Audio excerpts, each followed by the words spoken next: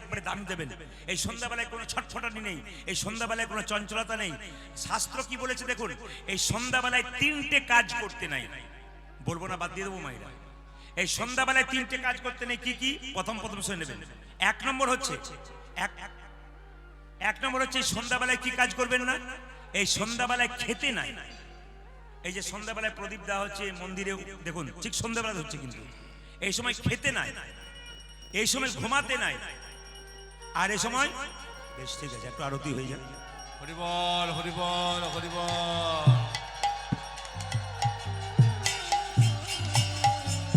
ধ্বনি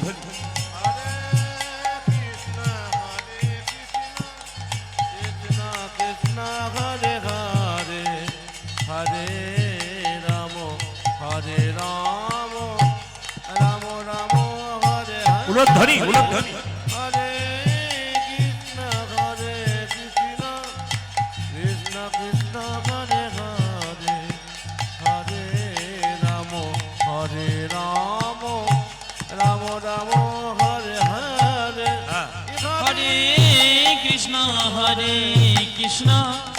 কৃষ্ণ কৃষ্ণ হরে হরে হরে রাম রাম রাম রাম হরে হরে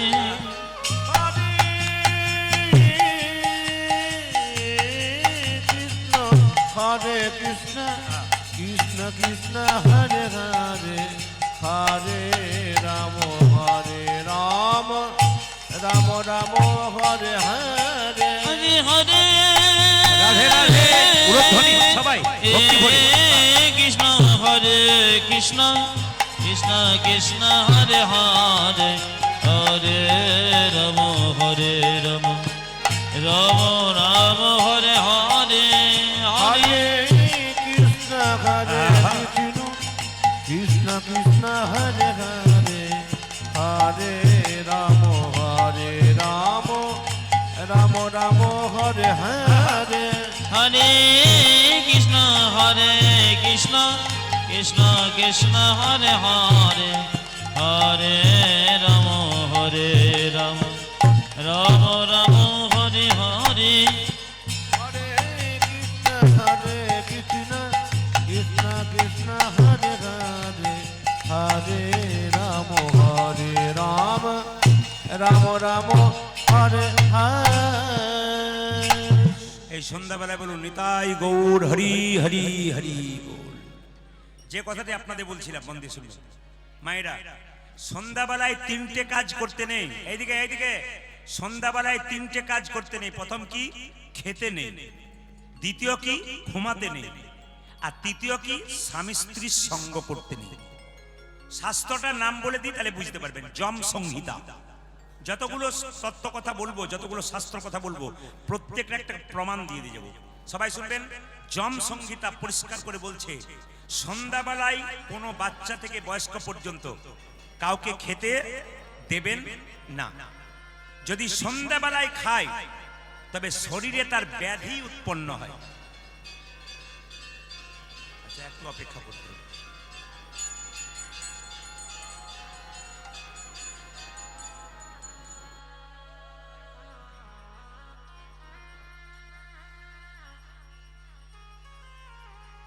জয় নিতাই, হরে কৃষ্ণ।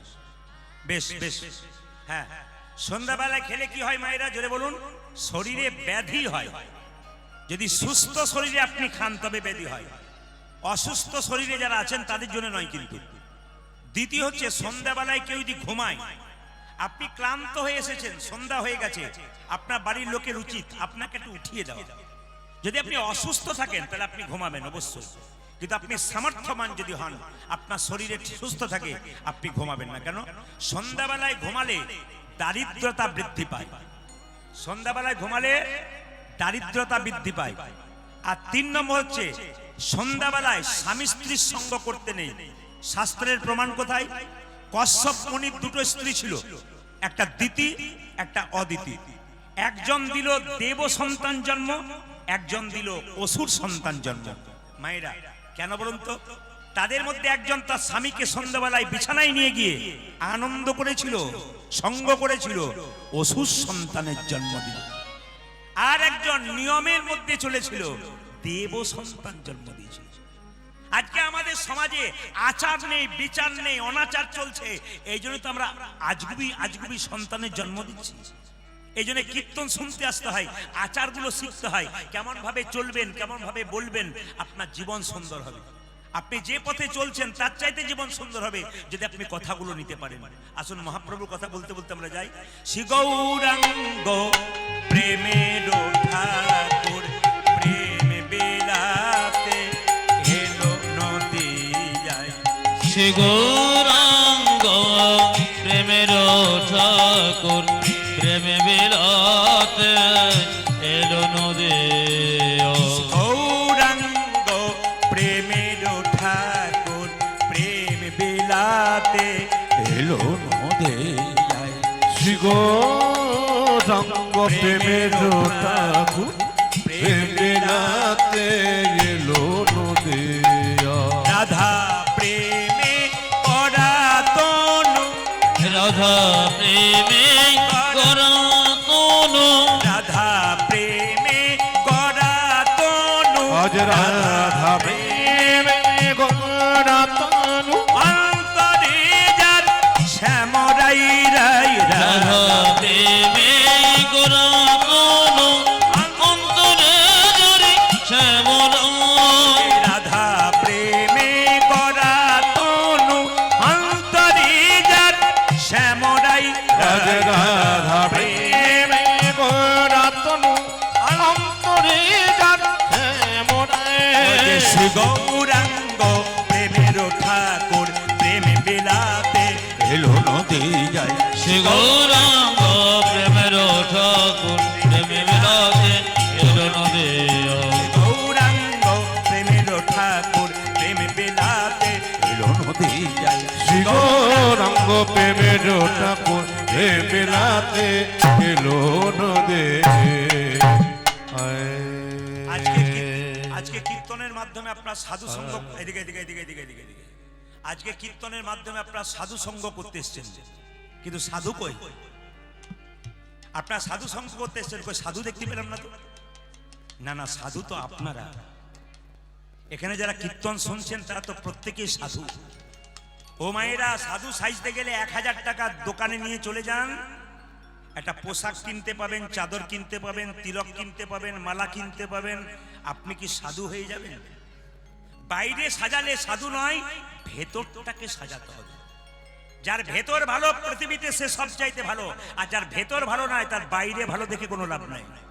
ভেতরটাকে ভালো দেখতে হয়। রামকৃষ্ণ দেব বলেছে, তোমার বাড়ি যদি কেউ যায়, তুমি দুটো মিষ্টি জল দিতে পারো না পারো, দুটো মিষ্টি কথা অন্তত বলো, দেখবে খুশি হয়ে যাবে।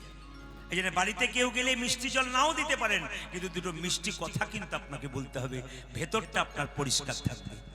যিনি গোবিন্দকে মন সঁপেছেন, যিনি ভগবানকে ভালোবাসতে পেরেছেন, তার মন কি কখনো খারাপ হতে পারে বাবা? একদিন নারদ মুনি ভগবানকে জিজ্ঞেস করছে, প্রভু তুমি যে বলো সাধু সঙ্গ সর্বসিদ্ধি হয়, লবমাত্র সাধু সঙ্গ, আহা সাধু সঙ্গ কি মায়েরা? সাধু সঙ্গ করলে কি হয় মায়েরা? সর্বসিদ্ধি হয়। কিন্তু সবাই লক্ষ্য করুন, সাধু সঙ্গ তো আপনারা করতে এসেছেন, কিন্তু সাধু সঙ্গ করলে কি হয়? এটা কিন্তু সাধু সঙ্গ।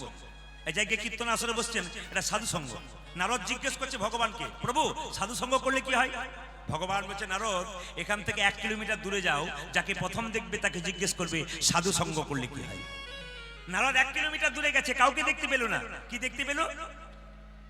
একটা গোবরে পোকা রাস্তাতে পড়ে আছে, ওকে জিজ্ঞেস করলো, হ্যাঁ রে গোবরে পোকা, সাধু সঙ্গ করলে কি হয়? গোবরে পোকাটা মরে গেল। কিছুক্ষণ পরে বলল, প্রভু এই যাকে জিজ্ঞেস করলাম সে তো মরে গেল। বলছে, নারদ এখান থেকে 3 কিলোমিটার দূরে যাও, যাকে প্রথম দেখবে তাকে জিজ্ঞেস করবে সাধু সঙ্গ করলে কি হয়। 3 কিলোমিটার দূরে গেছে, কাউকে দেখতে পেল না। দেখতে পেল গাছের গর্তের মধ্যে একটা পাখি মুখটা বাড়াচ্ছে, এ পাখি, এ সাধু সঙ্গ করলে কি হয়? পাখি মরে গেল। নারদ এসে বলছে, প্রভু এই তোমার সাধু সঙ্গ, যাকে জিজ্ঞেস করছি সে বেটা তো মরে যাচ্ছে, আমি তো পাপের ভাগী হচ্ছি। ভগবান বলছে, নারদ এখান থেকে 5 কিলোমিটার দাও, যাকে প্রথম দেখবে তাকে জিজ্ঞেস করবে সাধু সঙ্গ করলে কি হয়। 5 কিলোমিটার গিয়েছে মা, কাউকে দেখতে পাই না। কি দেখতে পেল? একটা একটা গাভীর বাচ্চা মানে বাছুর সে ঘাস খাচ্ছিল, ওকে জিজ্ঞেস করলো, হ্যাঁ রে বাছুর, সাধু সঙ্গ করলে কি হয়? বাছুরটা মরে গেল। ভগবানের কাছে নারদ এসে বলছে, এই নাক মুড়লাম, কান মুড়লাম, আমি আর যাব না, তোমার ফেরে পড়বো না। এই যাকে জিজ্ঞেস করছি সে বেটা মরছে আর আমি পাপের পাহাড় করছি, এ তোমার কথা শুনবো না। ভগবান বলছে, নারদ তোমাকে আজ যাবার দরকার হবে না, শেষবারের মতো একবার যাও, তাহলে বুঝতে পারবে সাধু সঙ্গ বলি কি। বলে কোথায়? এখান থেকে 10 কিলোমিটার দূরে একটা জঙ্গল আছে, ওই জঙ্গলে একটা রাজার রাজবাড়ি আছে। রাজার 15 বছর পর একটা ছেলে হয়েছে, ওকে জিজ্ঞেস করেছো সাধু সঙ্গ করলে কি হয়? নারদ বলছে, তোমার মাথা খারাপ। পাখিটার মা ছিল না, নইলে মাথায় ঠুকরে দিত, মা ছেলে মরে গেলে মা ছেড়ে দেবে? গাভীর বাছুরটার মা ছিল না, না বাছুর গাভীটা সিং ঢুকিয়ে দিত, কারণ ছাড়বে কেন? এখন রাজার 15 বছর পরে ছেলে হয়েছে, তাকে যদি জিজ্ঞেস করি যে সাধু সঙ্গ করলে কি হয়, আর সেবাটা যদি মরে যায়, রাজা কি আমাকে ছেড়ে কথা কইবে? আমি কিন্তু যাব না। ভগবান বলছে, নারদ আমার কথায় বিশ্বাস আছে, রাখে হরিত, জোরে বলুন, মারে কে? আর মারে হরিত। কিছু মনে করবেন না, কীর্তন শুনতে শুনতে কিন্তু আমি সবার দিকে একবার তাকাই, আর এই যে ক্যামেরা লেগেছে না, ওর চাইতে এই ক্যামেরাগুলো খুব পাকা। একবার ক্যামেরা ঘুরলেই বুঝি কোনগুলো কাঁচা কোনগুলো পাকা। 2-4 জন সবাই মন দিয়ে কীর্তন শুনছেন, 2-4 জন যেন উদাস হয়ে বসে আছে, মানে সারা জীবনের চিন্তা ওর কীর্তনে এসেছে, কি ভক্তি ভরে। আবার 2-4 জন দেখবেন কীর্তন চলবে, হে ওকে খুঁজবে ওকে খুঁজবে। এই আশা স্কুলে সব ছাত্ররা যায়, সবাই তো আর পাকা হয় না। যারা কিন্তু খুব বুদ্ধিমান ছাত্র তারা কোনো দিকে তাকাবে না, শুধু মাস্টারের দিকে তাকিয়ে কাজ করে বাড়ি চলে যাবেন। তাই পাকা হন, চালাক হন। যে জন কৃষ্ণ ভজে সে চতুর, আর যে খুব বোকা খালি এদিক ওদিক ওদিক ওদিক করবে। পাকা হন। কে আপনি যখনই জানবেন, কিছু মনে করবেন না, রাজা দশরথ যখন চিন্তা করলেন রামকে রাজা করব, কৈকেয়ী তখন মালা গাচ্ছিল, একটা মেয়ে তখন কৈকেয়ীর কানে 20 মন্ত্র ঢাললো। বলুন তো মায়ের মেয়েটির নাম কি? মন্থরা। মন্থরা 20 ঢাললো। কিছু মনে করবেন না, এখানে যারা কানে কানে গল্প করবে বুঝবেন যে আপনার মন্থরা এসেছে পাশে, এদের দিকে তাকাবেন না। এই মন্থরার দিকে তাকালে কৈকেয়ীর মতো আপনারও গৌর হরি বল হয়ে যাবে। তাই কি বললাম মায়েরা, রাজার 15 বছর রাখে হরিত আর মারে হরিত। রাখে হরিত, মারে কে? মারে বলছে তোমার কথাতে আমার বিশ্বাস নাই, তো তুমি যখন বলছো তখন যাই। নারদের পা কাঁপছে, যাবো, যদি মরে যাই তাহলে আমি তা ফিরে আসতে পারবো না। যা বলছে বলছে একবার যায়। নারদ চললো মায়েরা। নারদকে চেনেন? নারদের নাম শুনেছেন? জোরে বলুন একটু, নারদকে চেনেন? বাবা এমন ভাবে মাথা নাড়াচ্ছেন, আপনাদের পাড়ার লোক বোধ হয়। আমি ওই নারদের কথা বলিনি যে আমার কথা আপনাকে, আপনার কথা আমাকে বলে ঝগড়া লাগে। আমি সেই নারদের কথা বলছি যে ভক্ত ভগবানের মধ্যে মিলন ঘটিয়ে দেয়। যাচ্ছে নারদ কোথায়? একবারে সোজা রাজার বাড়িতে। তিমির বিদারি বিদারি অলোক বিহারী বিহারি নামের বর্ণে বর্ণে শোভা ঝরে। তিমির বিদারি অলোক বিহারি নামে বর্ণে বর্ণে শোভা ঝরে। তিমির বিদারি অলোক বিহারী নামের বর্ণে বর্ণে শোভা ঝরে। তিমির বিদারি অলোক বিহারী নামের বর্ণে বর্ণে সুধা ঝরে। দয়াল শিরোমণি করুণার খনি তুমি। ওই দেখি দুজন শির মনে করুণার খনি।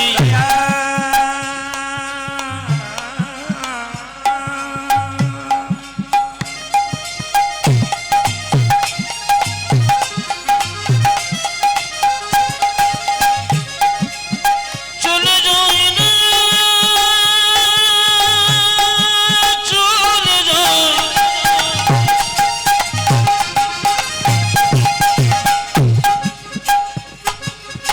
নারদ মনে, চলে যাই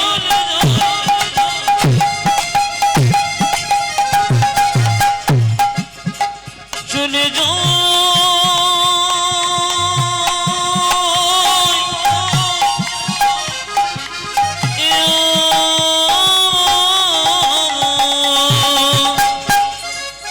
আমার দয়াল শিরোমণি করুণার খনি। দয়াল শিরোমণি করুণার খনি তুমি। পূজাজি দয়াল শিরোমণি করুণার খনি তব পদ শিশু দাও কৃপা করে নামের বর্ণে বর্ণে শোভা ঝরে উলধ্বনি তিমির বিদারি অনন্ত বিহারি নামে বর্ণে বর্ণে শোভা ঝরে তিমির বিদারি অনন্ত বিহারি নামের বর্ণে বর্ণে শোভা ঝরে তিমির বিদারি অনন্ত বিহারি নামে বর্ণে বর্ণে শোভা ঝরে নামের বর্ণে বর্ণে শোভা শোভা ঝরে নারায়ণ নারায়ণ নারায়ণ আচ্ছা মায়েরা বাবারা তো জানা, আপনারা বলুন তো নারদ মুনি কার বাড়ি গেল? জোরে বলুন, কার বাড়ি গেল? হ্যাঁ, সবাই বলছে রাজার বাড়ি, দু চারজন খুঁজে পাচ্ছে। 1 মিনিট পরে মারা দেবে দাঁড়ো। কি বললাম? রাজার বাড়ি তো। এই দেখা নারদ গিয়ে এইদিকে এইদিকে এইদিকে নারদ গিয়ে ঢুকেছে আর বলছে রাজা মশাই, আরে মুনিবর, আরে কি ভাগ্য, আসুন আসুন বসুন। তখন তো ভেতরে নিতাই গৌর হরিবোল করছে। জিজ্ঞেস করছে রাজা মশাই, আপনার নাকি একটি ছেলে হয়েছে? আগে হ্যাঁ, 15 বছর পর একটা ছেলে হয়েছে। তা বলছিলাম কি, আপনার ছেলেকে একটি প্রশ্ন করব। রাজা বলছে একটা মানে কি তুমি 10টা করতে পারো? নারদ তখন বলছে যে বাড়িতে প্রশ্ন করব তার পেছন দিকে দরজা আছে। কি বুঝলেন? কি বুঝলেন? বলছে যে বাড়িতে, তখন যে বাড়িতে প্রশ্ন করবো তার পেছন দিকে দরজা আছে। তখন সঙ্গে সঙ্গে রাজা বলছে একটা মানে 3টি আছে। নারদ বলছে তাহলে পালাবার সুযোগ আছে, পালিয়ে যাবে। খুব আনন্দ হচ্ছে। সবাই লক্ষ্য করুন, বাড়ির ভেতরে ঢুকে জিজ্ঞেস করছে, এ খোকা, সাধু সঙ্গ করলে কি দাঁড়াও এইটা বলেছে দাঁড়াও। ভাবছে বেটা ভূত হয়ে বলছে না মরে গেল। ছেলেটি বলল, শোনো নারদ মুনি, সাধু সঙ্গ করলে কি হয় শুনবেন। প্রথমে ছিলাম গোবরে পোকা, তোমার মতো সাধু সঙ্গ করে হলাম আমি পাখির বাচ্চা। গোবরে পোকা থেকে সাধু সঙ্গ করে উঁচু দিকে গেল, নিচেতে নয়, পোকা থেকে পাখির বাচ্চা। তারপর তোমার মতো সাধু সঙ্গ করি আমি হলাম গাভীর বাচ্চা, আরো উঠলাম উপরে।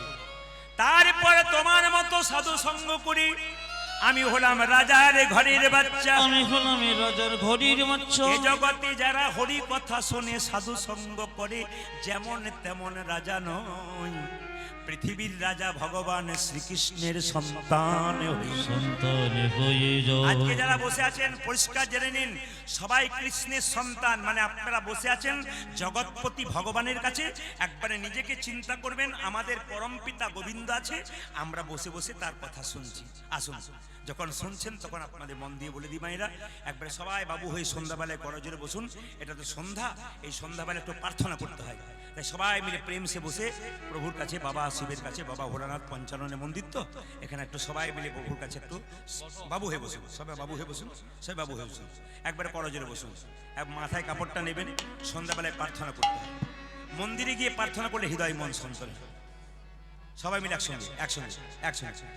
তুমি নির্মল করো করো একবারে ভক্তি করে, আমি মানেগুলো বুঝিয়ে দেবো, খুব সুন্দর তত্ত্ব আছে। তুমি নির্মল করো করো মঙ্গল করে করে মলিন মরিম মোছাই। বলুন, সবাই বলুন। তুমি নির্মল করো মঙ্গল করে মলিন মনে মোছায়ে। বাবা এইদিকে এইদিকে, গানটি রজনীকান্ত সেনের লেখা, কিন্তু ভগবানকে বলছে প্রভু আমার হৃদয়ে যে ময়লাগুলো আছে না, এই ময়লাগুলো তুমি পরিষ্কার করো। চেতা দর্পণ মার্জনং ভব মহাদেবাগ্নি নির্বাপনং শ্রেয়া কৈরব চন্দ্রিকা বিদ্যা বোধ জীবনং আনন্দ বুদ্ধি বর্ধনং প্রতিপাদং পুণ্যমৃত সাধনম সর্বাত্ম সপনং পরং বিজয়তে শ্রীকৃষ্ণ সংকীর্তনম। এ তো অর্থ অনেক বড়, আমি ছোট করে বলি। বাজার থেকে যে আয়নাটা কেনা যায়, ওই আয়নাতে আপনার আমার সকলের মুখ দেখা যায়। চেত দর্পণ, প্রত্যেকের কাছে একটা চেতনার আয়না আছে। এই আয়নাতে আমার আপনার মুখ দেখা যায় না, ভগবান শ্রীকৃষ্ণের মুখ দেখা যায়। বাজার থেকে যে আয়নাটা কিনলেন, ওই আয়নাটা কিনলে কি হবে, ময়লা হয়ে গেলে কস্টিক সোডা দিয়ে ঘষে দেবেন আর চাপা করলে জল দিয়ে ধুয়ে দেবেন, ময়লা পরিষ্কার হয়ে যাবে ওই বাজারের আয়নাটা। কিন্তু এইখানে যদি কারো ময়লা জমে যায়, যার দেখবেন ময়লা জমে আছে তার কীর্তন শুনতে ভালো লাগে না, আর যার দেখবেন এখানকার ময়লা পরিষ্কার হয়ে গেছে তার দেখবেন হরিকথায় মতি দেখবেন পাগল হয়ে যাবে। হ্যাঁ, প্রত্যেকটি জায়গাতে আমরা তো দেখতে পাচ্ছি। আমি তো শুধুমাত্র পশ্চিমবাংলায় আছি তা নয়, পশ্চিমবাংলায় প্রত্যেকটি জেলায় জেলায় আছি আমি, বিভিন্ন রাজ্যে রাজ্যে আছি। পশ্চিমবাংলার বাইরে অনেকগুলো রাজ্যে আছি আমি, দেশের বাইরেও আছি। আপনাদের কাছে সব জায়গায় দেখতে পাচ্ছি যারা প্রত্যেকে কৃষ্ণ প্রেমিক, ভগবানের ভালোবাসে, তারা একবার আসরে চুপচাপ বসে। আমি প্রায় প্রচুর উঁচু পাহাড়, মালকানগিরি যেখানে রামচন্দ্রের দণ্ডকারণ্য, সেখানে গিয়েছিলাম প্লেনে করে বিশাখাপত্তনম থেকে। চিন্তা করতে পারবেন না, পাহাড়ের ওপর পাহাড়, তার উপরে গ্রাম, সেখানে দেখতে পাচ্ছি 2টো থেকে আসর হচ্ছিল আমার একটা দলেরই। চিন্তা করতে পারবেন না, 20 থেকে 25,000 মানুষ গাড়ি ঘোড়া নিয়ে থাকতে পারছে না, এত লোক আসছে, বৃষ্টি হচ্ছে ঝমঝম করে, কিন্তু প্যান্ডেলের ভেতরে একবারে চুপচাপ বসে আছে। আর একটা বৈশিষ্ট্য দেখলাম, একটা করে আসন এনেছে নিজে নিজে, একটা করে জলের বোতল এনেছে, সিদ্ধান্ত নিয়ে এসেছে যে আজকে কৃষ্ণ কথা শুনবো বসে বসে, কোনো দিকে তাকাবো না। একটা করে বোতল, একটা করে আসন। শিখতে হবে কিছু কিছু জায়গা থেকে। আপনারা যখন কোথাও প্রকৃত ভক্ত, একটা আসন নিয়ে যাবেন, একটা জলের বোতল নিয়ে যাবেন, চুপচাপ শুনবেন ভক্তি ভরে। তাই সবার কাছে নিবেদন রইল বাবা, আনন্দবতী প্রার্থনাং, তার মানে কি সবাই তাকান, আনন্দবতী প্রার্থনাং মানে যেমন এই জগতে কেউ যদি মদ খায়, মদ খেতে খেতে তার লাংস, কিডনি, লিভার নষ্ট হয়ে যায়, আনন্দ পেতে পেতে নিরানন্দের সাগরে চলে যায়। কিন্তু যদি হরিনাম নামক মদ যদি কেউ গ্রহণ করে, প্রথমে আনন্দ লাগে না, আনন্দ পেতে পেতে পেতে পেতে পরমানন্দ গোবিন্দের চরণ লাভ। তাই বসলেই বুঝতে পারবেন কত আনন্দ আছে। তুমি নির্মল কর মঙ্গল করে, মলিন মরে মোছাই। সবাই গাইবেন, বলতে পারে নির্মল কর মঙ্গল করে, মলিন মরে সবচাইতে মোছাই।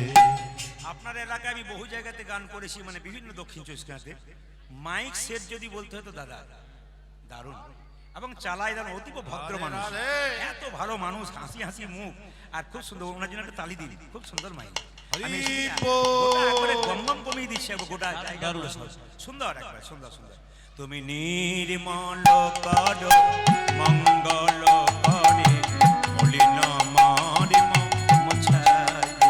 তুমি নির্মল করো মঙ্গল করে, মলিন মরে মোছায়ে। ভোর নকিরণে লয়ে যাক মোর, মহাকালী মা খোঁচায়ে, মলিন মরে মোছাই। তুমি নির্মল করো মঙ্গল করে, মলিন মরে মোছায়ে। নির্মল কর মঙ্গল করে, মলিন মরে মোছাই। মায়েরা, এই গানটি যখন ভক্ত গাইছে ভগবানের কাছে, ভগবান বলছে নিশ্চয়ই তুই কোনো বিপদে পড়েছিস। এই যে নাতনি ঠাকুমা, কি বললাম, নিশ্চয়ই বিপদে পড়েছিস। ভগবান বলছে হ্যাঁ প্রভু, বিপদে পড়েছি। বলে কিরকম? দেখবেন মায়েরা, বাড়িতে যখন জল থাকে, কেউ চাপা করে জল আনতে যান, জল যখন শেষ হয়ে যায় তখন গোবিন্দের চরণে যান। ঠিক সেরকম নিশ্চয়ই বিপদে পড়েছিস। ভক্ত বলছে প্রভু আমি সত্যি বিপদে পড়েছি। কি বিপদ? লক্ষ শূন্য লক্ষ বাসনা ছুটিছে গভীর আঁধারে, জানি না কখন ডুবে যাবে কোন অকুল গরল পাথারে। মাথার কাপড়টার দিকে ধ্যান দেন, তুমি কাপড়টা খালি রাখবেন না মায়েরা। শূন্য কোনো মায়ের লক্ষ বাসনা সন্ধ্যাবেলায় মন্দিরে যান, ভোরবেলায় মন্দিরে যান, আহারে, জানি না কখন ডুবে যাবে কোন অকুল গরল পাথারে। লক্ষ শূন্য লক্ষ বাসনা ছুটিছে গভীর আধারে, ও যে জানে না কখন ডুবে যাবে কোন অকুল গরল পাথারে। আজ লক্ষ শূন্য লক্ষ বাসনা ছুটিছে গভীর আধারে, জানি না কখন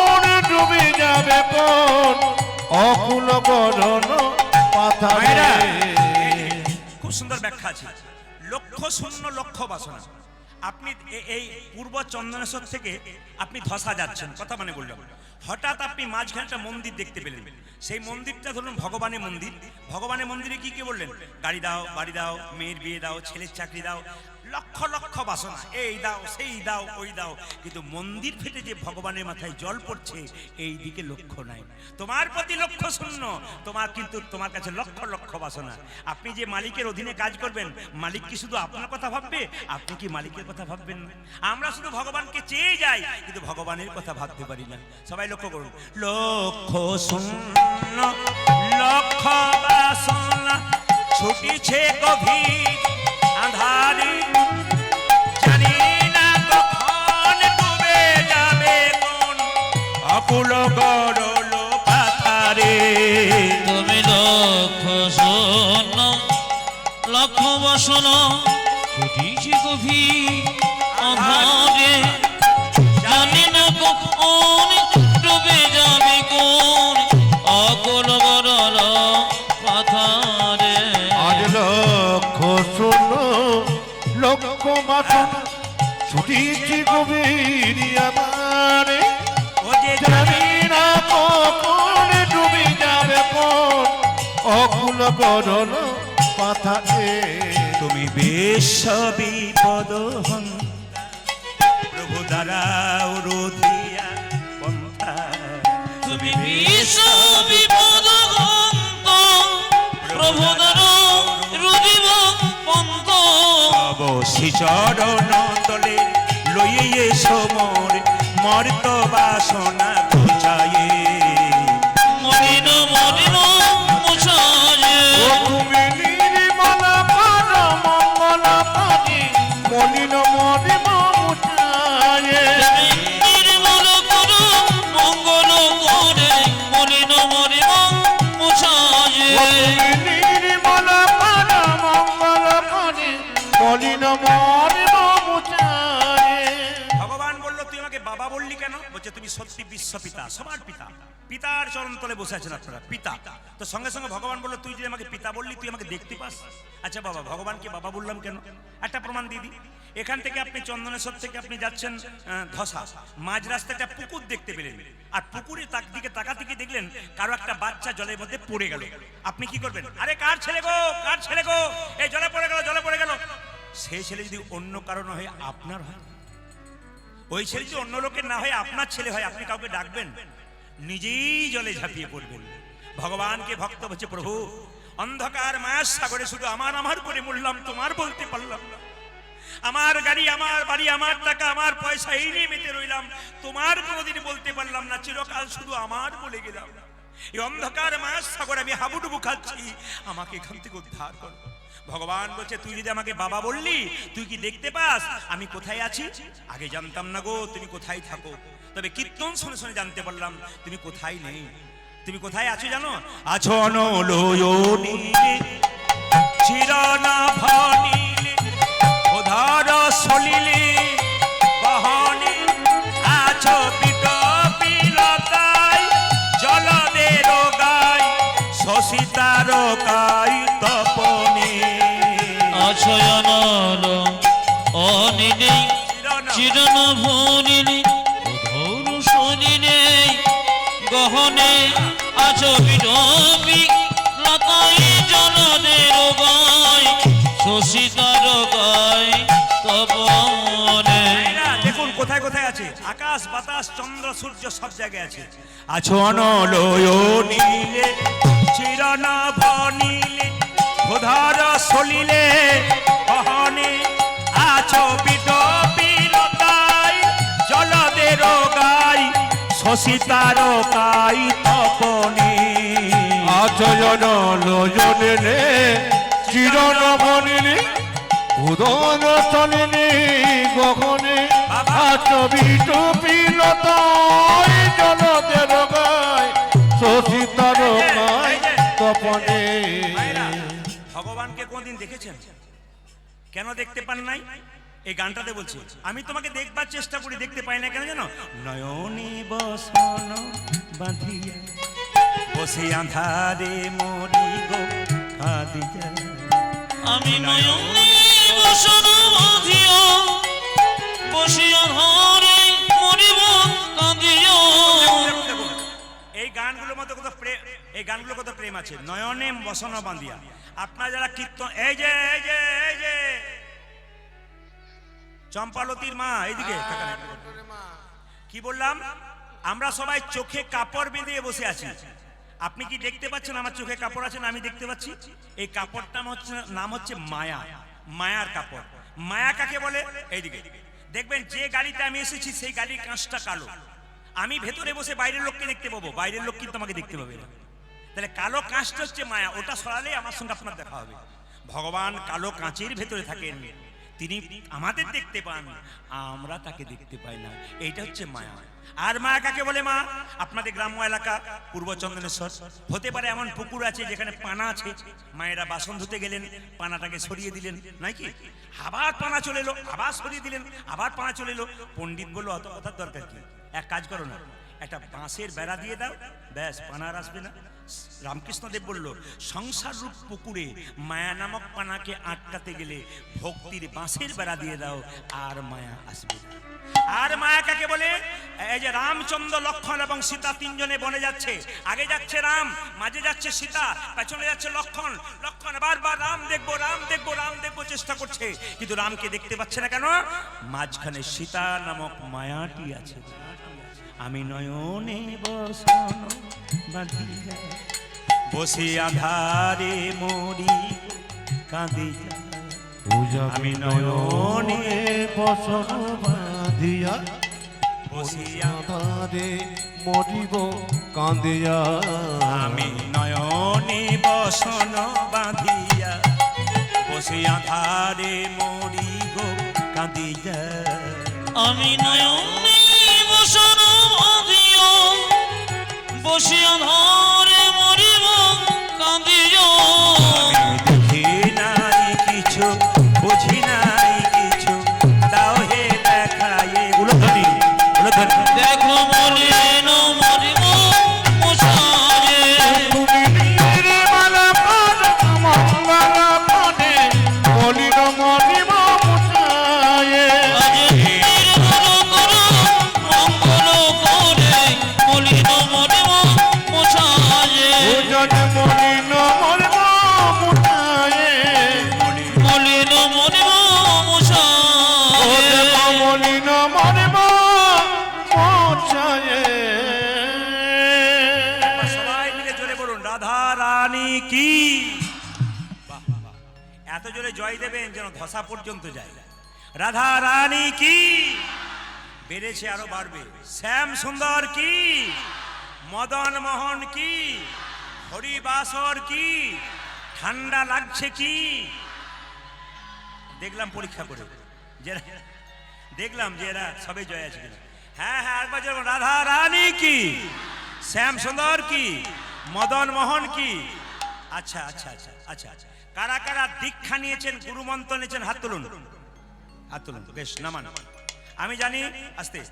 গুরু কৃপাহি কেবলম, যার গুরু কৃপা আছে তিনি কীর্তন শুনতে পারেন, আর যার গুরুর এখনো কৃপা হয় নাই তিনি কীর্তন শুনতে পারেন নাই। এইদিকে আমি আগে বললাম, যিনি বসবেন তার দিকে তাকাবেন না, তিনি বসবার সময় অনেক এদিক ওদিক করবেন, ওনার দিকে একবার তাকাবেন না, তাহলে গন্ডগোল আছে। চঞ্চল মস্তিষ্কের মনে জীবনে কোনোদিন উন্নতি হয় না, ও আপনাকেও চঞ্চল করে ছেড়ে দেবে। তাই সবার কাছে নিবেদন, দীক্ষা যারা নিয়েছেন তারা শুনবেন মায়েরা। দীক্ষা কিন্তু যারা এখনো নেন নাই তাদেরকে বলবো, দীক্ষা কিন্তু যাত্রার কাছে নেবেন না। ব্রজে একটা কথা আছে, পানি পিও ছানকে আর গুরু করো জানকে। এদিকে এদিকে, জল খাবে ছেনে আর গুরু করবে জেনে, যাকে তাকে গুরু করবে না। সবাই শুনবেন, যিনি গুরু হবেন যদি গুরুত্ব না থাকে তাহলে গুরু হওয়ার কোনো দাম নাই। শাস্ত্র বলেছে, অজ্ঞান তিবিরান্ধস্য জ্ঞানাঞ্জন শলাকয়া। তার মানে কি, গুরু কি করে? আমাদের ভেতরে অজ্ঞান আঁধার দূর করে জ্ঞানের আলো দিয়ে দেয়। আচ্ছা বলুন তো বাবা, গুরুর যদি নিজেরই জ্ঞান না থাকে, আমার অজ্ঞান আঁধার দূর করবে কি করে? এই যে রামকৃষ্ণদেব বারবার বলছেন, যাকে তাকে গুরু করো না, গুরু করবে বেছে বেছে, জ্ঞানী গুরু করবে। গুরু যে জাতিতে ব্রাহ্মণ হবে শুধু তা নয়, চৈতন্য চরিতামৃতে বলেছে কিবা বিপ্র কিবা শূদ্র নাসিক জ্ঞানে নয়, কৃষ্ণ তত্ত্ব বেত্তা যেই সেই গুরু হয়, যিনি কৃষ্ণ তত্ত্ব। এই দেখুন মায়েরা, আপনার বাড়িতে অসুচ হয়ে গেছে, আপনার বাড়িতে অসুচ হয়ে গেছে, আপনি পুজো পাঠ কি করে করবেন? আপনি পুজো পাঠ করতে গিয়ে আপনার ভুল হচ্ছে কিনা এটা কার কাছে জানবেন? বাড়ির লোকের কাছে? আপনি গুরুর কাছে জানবেন। এখন গুরুর যদি সে জ্ঞান না থাকে আপনাকে জানাবে কি করে? আপনার একটা মনের মধ্যে প্রশ্ন জেগেছে, আপনি জানাবেন। মোবাইল নিয়ে ওসব করবেন না, মোবাইল না, সামনে বসে মোবাইল নিয়ে দেখলে খুব দৃষ্টিকটু লাগে। কি বললাম মায়েরা? গুরুর কাছে জানবেন। এই জন্য গুরু কিন্তু পাকা হতে হবে, যাকে তাকে গুরু করা যাবে না। গুরুদেব মায়েরা, গুরুদেবের নাম যখন কেউ জিজ্ঞেস করবে আপনাকে, হুট করে গুরুদেবের নাম বলে দেবেন না। সবার কাছে নিবেদন, গুরুদেবের নাম যদি কাউকে জিজ্ঞেস করে যে আপনার গুরুদেবের নাম কি, আপনি কিন্তু টুক করে বলে দেবেন। বলবার আগে কতগুলো কাজ আছে, এগুলো করতে হয়, সবাই শিখে নিন। গুরুর নাম যখন জিজ্ঞেস করবে তখন বলবেন আমার গুরুদেবের নাম শ্রীপাদ গোপাল গোস্বামী। সবাই শুনছেন? গুরুর নাম জিজ্ঞেস করলে প্রথমে কানে হাত দিয়ে বলতে হয় শ্রীপাদ কিংবা প্রভুপাদ গোপাল গোস্বামী। এইভাবে নাম করলে তবে গুরুকে সম্মান দেওয়া যায়। যারা গুরু মন্ত্র নিয়েছেন, শাস্ত্র বলছে গুরু মন্ত্রটি ভজন করবার আগে গুরুকে স্মরণ করতে হয়, যে মন্ত্র দিয়েছে। গুরু বিনা যে যান গোবিন্দ ভজে সে পাপী নরকেতে মজে। যখনই গুরু মন্ত্র ভজন করতে বসবেন, যে গুরু আপনাকে মন্ত্র দিয়েছে প্রথমে তাকে স্মরণ করবেন। তাকে স্মরণ করার পর তারপর গুরু মন্ত্র জপ করবেন। এবার দ্বিতীয় কথা দেখুন, আপনার গুরু মন্ত্রের ফল সবসময় আপনি পান না। কেন পান না? যে আসনে বসে আপনি মন্ত্র জপ করছেন, জপ করার পর আসনটা তুলবার আগে আসনের নিচে একটু জল ছিটিয়ে দিতে হয়। সবাই তাকাবেন, আসনটাতে যে আসনে গুরু মন্ত্র জপ করছেন। আরে বাবা, সামনে বাচ্চা নিয়ে এত চিৎকার করে না, ওই জন্য সামনে মেয়েদের বসতে আমি একটু বারণ করি। কেন বলুন তো? এই বাচ্চা কাচ্চা নিয়ে এসে 3-4টে নিয়ে এসে এত ঝঞ্ঝট করবে, এত সুন্দর ভক্তরা কীর্তন শুনছেন, এই সামনে এই গন্ডগোলটা পছন্দ হয় না খুব একটা।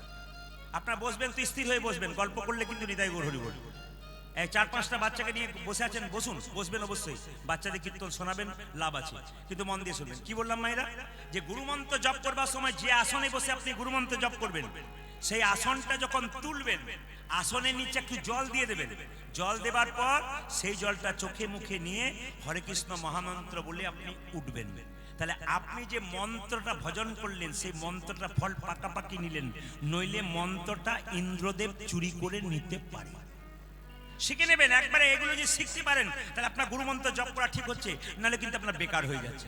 এবার তৃতীয়, আপনি যখন গুরু বাড়ি যাবেন, জোরে বলুন খালি হাতে যান, জোরে বলুন খালি হাতে যান। যার কিচ্ছু ক্ষমতা নেই সে 1 প্যাকেট মিষ্টিও নিয়ে যায়, জোরে বলুন হ্যাঁ না না। তাহলে গুরু আপনার বাবা, তাই তো? জোরে বলুন হ্যাঁ না না। গুরুর আপনার বাবা, তাহলে গুরু যদি আপনার বাবা হয়, তাহলে আপনি যখন বাবার বাড়ি যাবেন তখন 1 প্যাকেট মিষ্টি নিয়ে যাবেন। আচ্ছা, বাবা যখন ছেলের বাড়ি আসবে সে কি খালি হাতে আসবে? এমন গুরু আছে খালি হাতে আসে আর থলে ভরে ঘর যায়। অপরাধ নেবেন না। আমি এই জন্য বলছি এগুলো শিক্ষার বিষয়, এগুলো কিন্তু একটা শাস্ত্র থেকে আমি কথাগুলো বলছি। কি বলছি? যে গুরু কিন্তু খালি হাতে শিষ্যের বাড়ি আসবে না। কেন? গুরু যখন নিজের ছেলের বাড়ি যাবে, নাতি নাতনির জন্য 1 প্যাকেট মিষ্টি নিয়ে যাবে। আপনিও যদি তার ছেলে হন তাহলে আপনারও তো বাচ্চা ঘরে আছে, আপনার জন্য অন্তত 1 প্যাকেট মিষ্টি নিয়ে আসবে। ইনি হচ্ছেন গুরু, জেনে নেবেন। আর একটা কথা শুনে নিন, যে যেখানে বসে আছেন, যদি আপনারা এইদিকে গুরু মন্ত্র জপ করছেন, কিন্তু একটা কথা বলে রাখি, রাধা গোবিন্দের ছবি ওপরে দেবেন, নিচে দেবদেবীর ছবি দেবেন, গুরুকে সবচাইতে নিচে বসাবেন।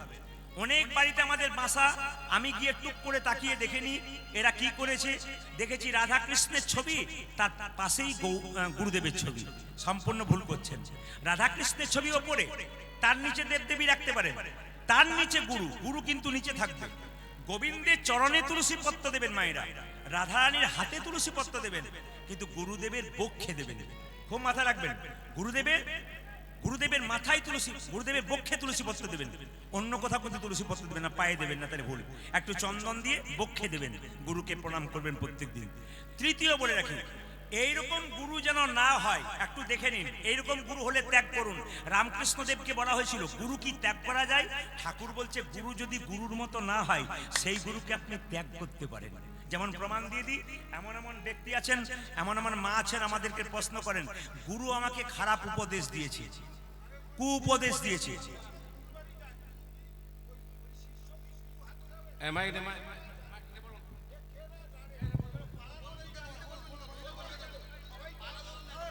আপনারা বলুন কি করব, এগুলো বলবো না? আমি বলছি বেশি তত্ত্বেতে না গিয়ে একটা ভালো পালা গান করলে সবাই বুঝতে পারবে, ভালো হবে।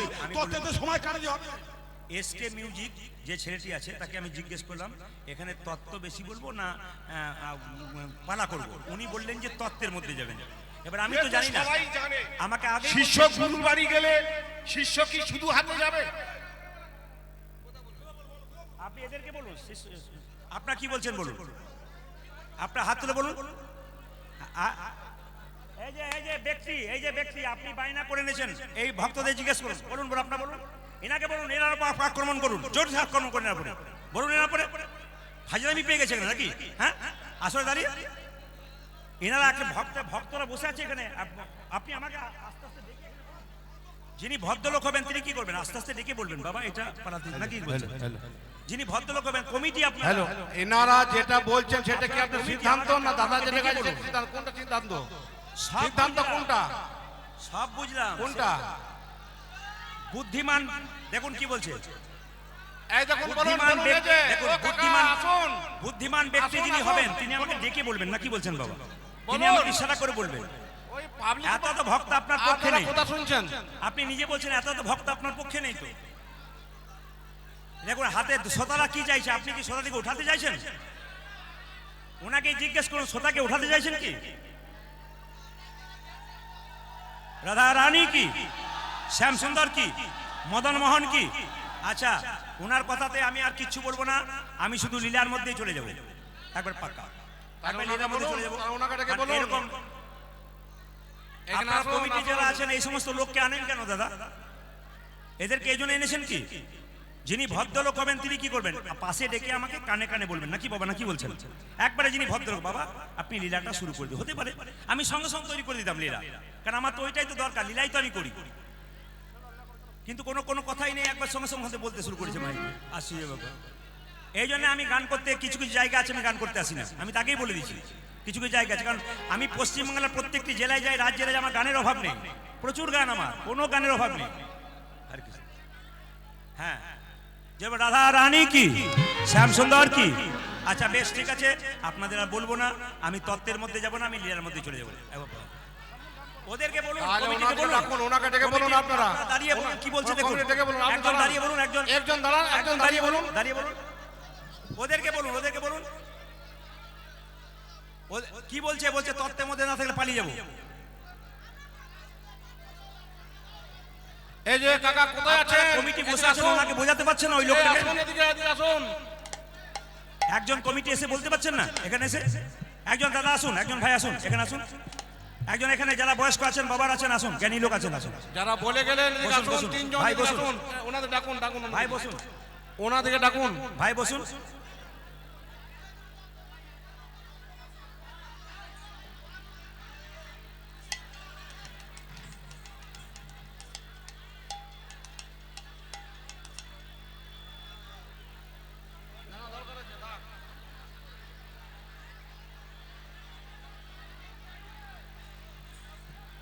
ইনি কমিটির মধ্যে পড়ছেন না, যিনি এসছেন আপনারা কমিটির একজন আসুন, এখানে বাবা একজন আসুন, যিনি জ্ঞানীজন আছেন, ভদ্রলোক আছেন, আসুন, যারা কমিটির মধ্যে আসুন, আসুন আপনি একটু বলুন ভক্তদের, আসুন আসুন এখানে আপনি আসুন। যান, যান, যান, মাইকে আসুন, এখানে আসুন। বলুন।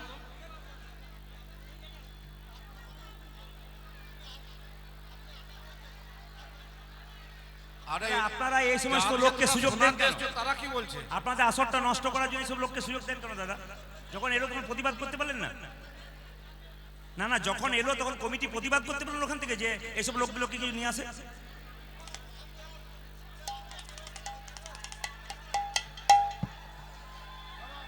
এখানকার কমিটি খুব ভদ্র, এনারা চুপচাপ আছেন। রাধা রানী কি, আসুন আমরা এই লীলা শুরু করবো, সবাই মিলে একসঙ্গে প্রেমানন্দে মেতে একসঙ্গে হাততালি দিয়ে একসঙ্গে। প্রেমানন্দে মেতে হরি বল, হরি বলো। খসা চন্দনেশ্বরের মাঠে। বাবাজি আপনার বাবাজি লাগুন।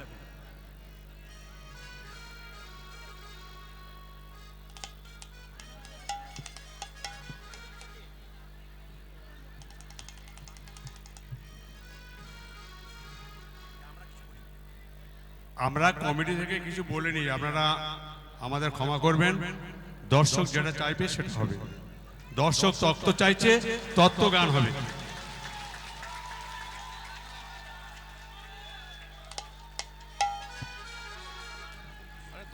বেশ, তাহলে দেখুন উল্টো পাল্টা লোক এসে এইসব ব্যাপারে আসরটাকে নষ্ট করছে। সবাই মিলে একসঙ্গে, হ্যাঁ ঠিক আছে, ভালো থাকবেন।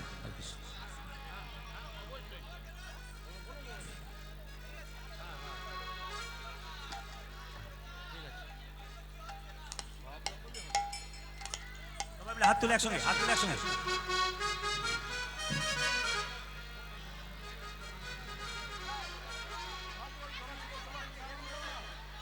দেখুন কমিটি কিন্তু একটা কথা বললেন, কমিটিকে দোষ দেবেন না। কমিটি বলছে ওনাকে আমরা পাঠাইনি, উনি হুট করে নিজে চলে এসছেন আসরটাকে নষ্ট করার জন্য।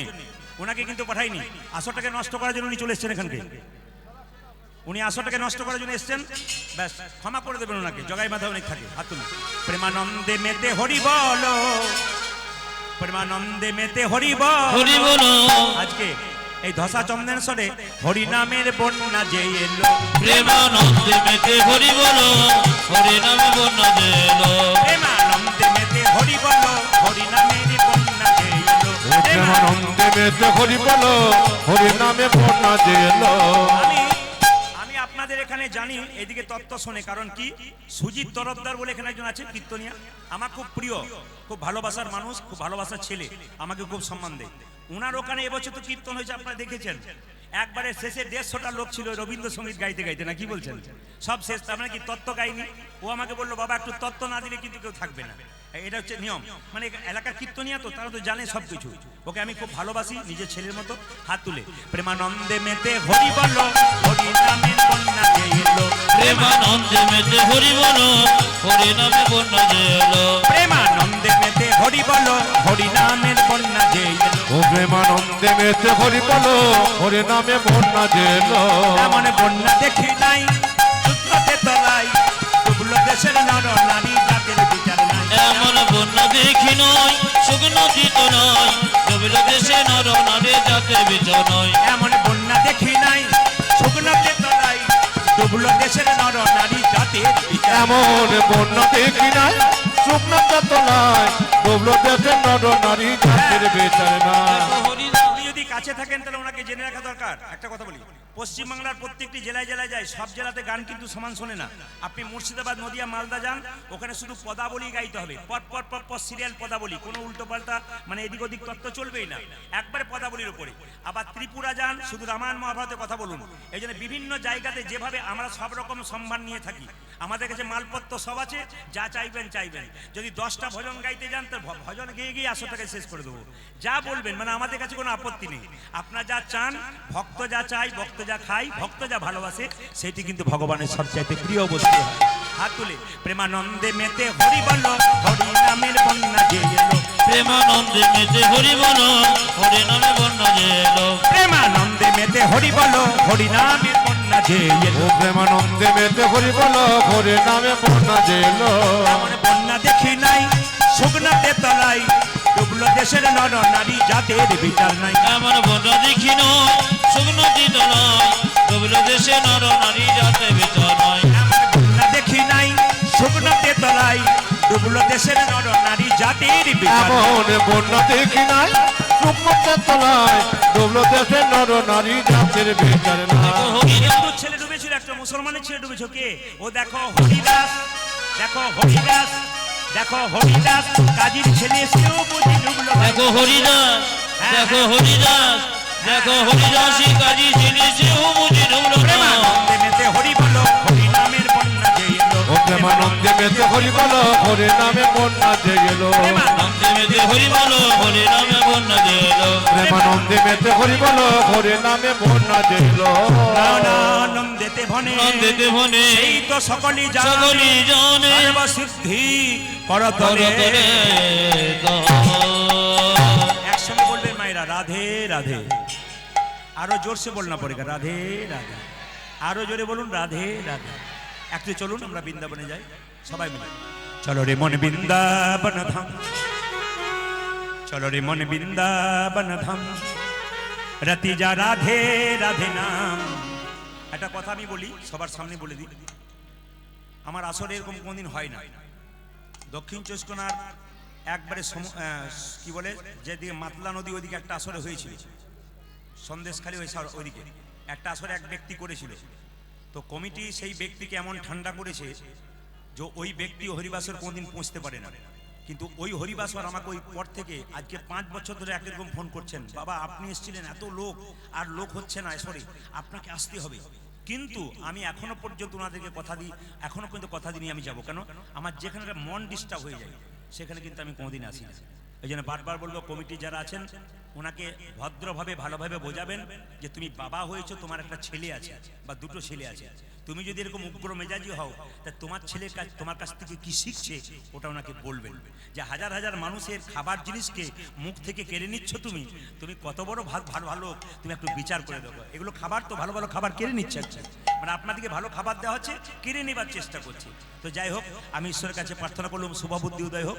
মায়েরা চলো রে মনে বৃন্দাবন ধাম, চলো রে মনে বৃন্দাবন ধাম, रति जा राधे राधे नाम, मिलेंगे कुंज बिहारी, मिलेंगे राधा बिहारी। चलो मन बृंदावन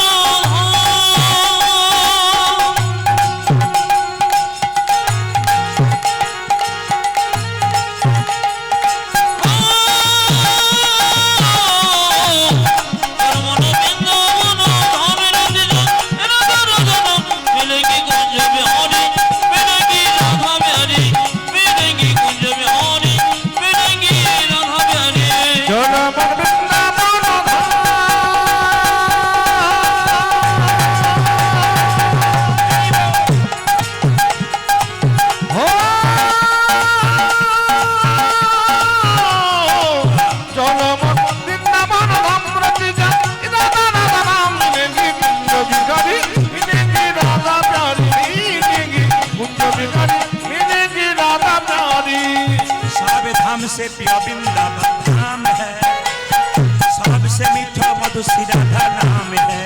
ओ सब धाम से प्रिय वृंदावन धाम है, सबसे मीठा मधुर से राधा नाम है। सब धाम से प्रिय वृंदावन धाम है, सबसे मीठा मधुर राधा नाम है। ओ सब धाम से, ओ देखो सब धाम से, ओ देखो सब धाम से प्रिय वृंदावन धाम है,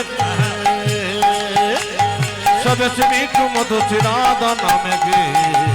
पूर्ण होगी कामरती राधा राधा नाम, तेरी पूर्ण होगी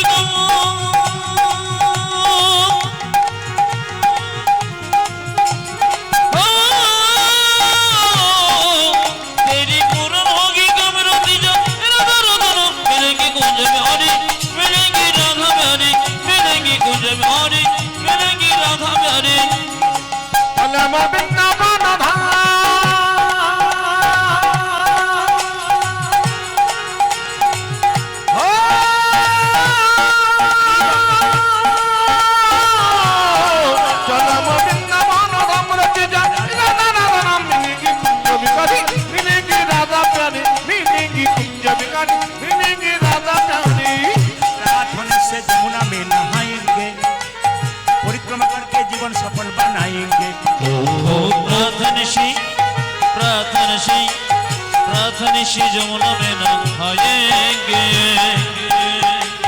परिक्रमा करके जीवन सफल बनाएंगे।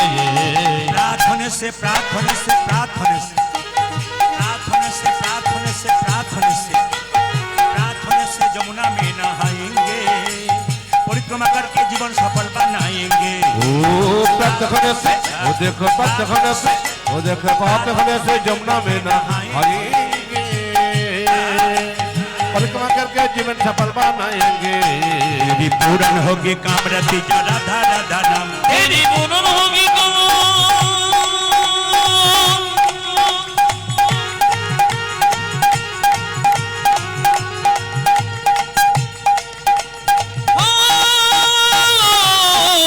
तेरी पूर्ण होगी कामरती राधा राधा नाम, मिलेंगे कुंज बिहारी, मिलेंगी राधा बिहारी, मिलेंगी कुंज बिहारी, मिलेंगी राधा बिहारी। चलो वृंदावन धाम,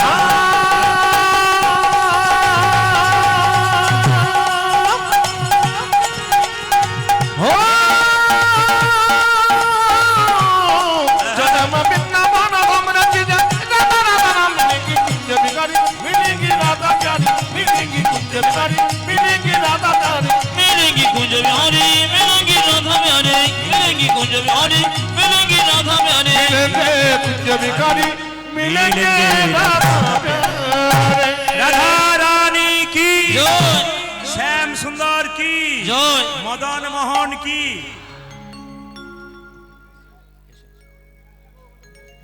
আচ্ছা রাধা রানী আচ্ছা একটা একটু করে বলে যাই কীর্তনের তত্ত্ব নয় পালা করুন পালা হয় না যিনি বলেন পালা হন তিনি কীর্তন সম্পর্কে কতখানি বোঝেন আমার ঠিক জানা নেই কীর্তনের লীলা হয় বাবা পালা হয় না ভগবান পালা করে নাই নাটকের পালা হয় যাত্রার পালা হয় কিন্তু আমাদের পালা হয় না কীর্তনে পালা হয় আমাদের দুটো পালা হয় একটি আষাঢ় পালা আর একটি জোরে বলুন আপনারা যারা কীর্তন শুনতে এসছেন কোন পালা শেষ হয়েছে জোরে বলুন আষাঢ়টা না যাওয়ারটা জোরে বলুন যাওয়ারটা আষাঢ়টা বাকি আছে কোনটা জোরে বলুন যাওয়ারটা একটু জোরে বলুন অনেকে ভয়ে বলছে না যাবে না বলে আর কি আচ্ছা যে বাকি আছে যাওয়ারটা এত যদি বলছেন যাওয়ারটা বাকি আছে তো সাদা চুলে গোদরেজ নিচ্ছেন কেন দেখবেন দরজা দিয়ে মৃতদেহ নিয়ে যায় বলো হরি হরি বল বলো হরি হরি বল আমরা প্রণাম করি না মা যখন আমরা প্রণাম করি তখন কি ভাবি ও বোধ হয়ে গেল আমি বোধ হয় যাবোই না পাক্কা কথা একবারও ভাবি যে ওনাকে দেখে আমি যাব না কিন্তু যে মারা যায় যে মাচাতে হেলতে দুলতে যায় তিনি শিখিয়ে দিয়ে যায় যতই রক্তের গরম দেখাও যতই টাকার গরম দেখাও যতই হিম্মত দেখাও যতই তর্ক করো আমার মাচাটার দিকে তাকিয়ে দেখো একদিন আমার মতো হেলতে দুলতে নিতাই গৌর হরি বলো বলে সবাই হরি বল হরি বল বাবা আস্তে হ্যাঁ বেশ বেশ খুব সুন্দর আপনাদের পরিবেশ খুব সুন্দর পরিবেশ খুব সুন্দর পরিবেশ আপনাদের চরণে আমার কোটি কোটি দণ্ডবত প্রণাম রইল যারা এসেছেন আপনাদের ঈশ্বরের জন্য প্রার্থনা করলাম ঈশ্বরের কাছে যে আপনাদের প্রতি বাড়ি বাড়ি একটা করে কৃষ্ণ ভক্ত সন্তান হোক আমি এটাই চাই আর বাবা এই একবার এলেন আর টাকা দিতে কেউ আসবেন না কিন্তু এটা আমি বারবার বললাম আর একটা কথা বলে যাই কীর্তন চলাকালীন ইনি দিলেন ভালো করলেন আর টাকা দেবেন না দ্বিতীয় কথা বলে যাই এই যে এত সুন্দর প্যান্ডেল আর তো দারুণ মাইক সেট তারপরে এত সুন্দর বাড়িতে সেবা হ্যাঁ আমার এত সুন্দর বাড়িতে সেবা অমৃতের মতো সেবা করালেন আর এত সুন্দর কমিটির ব্যবহার যারা আমার কাছে গিয়েছিলেন অতীব ভদ্র চন্দনেশ্বরের কমিটির এত ভদ্রতা এত বিনয়ী আমাকে মুগ্ধ করেছে খুব ভালো লেগেছে আমার তবে একটা কথা আপনাদের বলে যাই আপনারা এই যে এসে বসেছেন বাবা এত সুন্দর প্যান্ডেল এত সুন্দর মাইক সেট এতগুলো দল এগুলো কিন্তু আপনাদের সাহায্যের দ্বারাই হয় এই যে আপনার সাহায্য না করলে কিন্তু কোনো মতে হয় না আপনার যেটা 3 দিন ধরে 2 দিন ধরে যে প্যান্ডেলটা দেখছেন ওটা ওনারা 3 মাস ধরে পরিশ্রম করেছেন ঘর বাড়ির কাজ ত্যাগ করে তারপর এত সুন্দর একটা অনুষ্ঠান আপনাদের উপহার দিচ্ছে এই জন্য ওনাদেরকে ধন্যবাদ জানাবেন আর দ্বিতীয়ত ওনাদের ছেলে মানে আমাদের ভাই আমাদের বন্ধু আমাদের বাবা সবাই হয়তো আপনাদের সামনে একটু যাবে একটু আঁচল পেতে আমি বলবো আপনারা কিন্তু নৈরাশ করবেন না আপনারা দান করবেন মোটা করে যেন ওনারা অনুষ্ঠানটা আরো সুন্দর চালাতে পারে আর কীর্তন চলাকালীন বা কীর্তনের শেষে আমাকে 1 টাকাও দেবেন না কারণ আমি টাকার বিনিময়ে এসেছি আমি আপনাদের কাছে 1 টাকা দেবো ওই টাকাটা যদি ওনাদেরকে দেন দেখবেন অনেক সুন্দর অনুষ্ঠান দেখাতে পারবে আপনাদের ওই জন্য বাবা আমাকে 1 টাকাও দেবার চেষ্টা করবেন না বারবার বলবো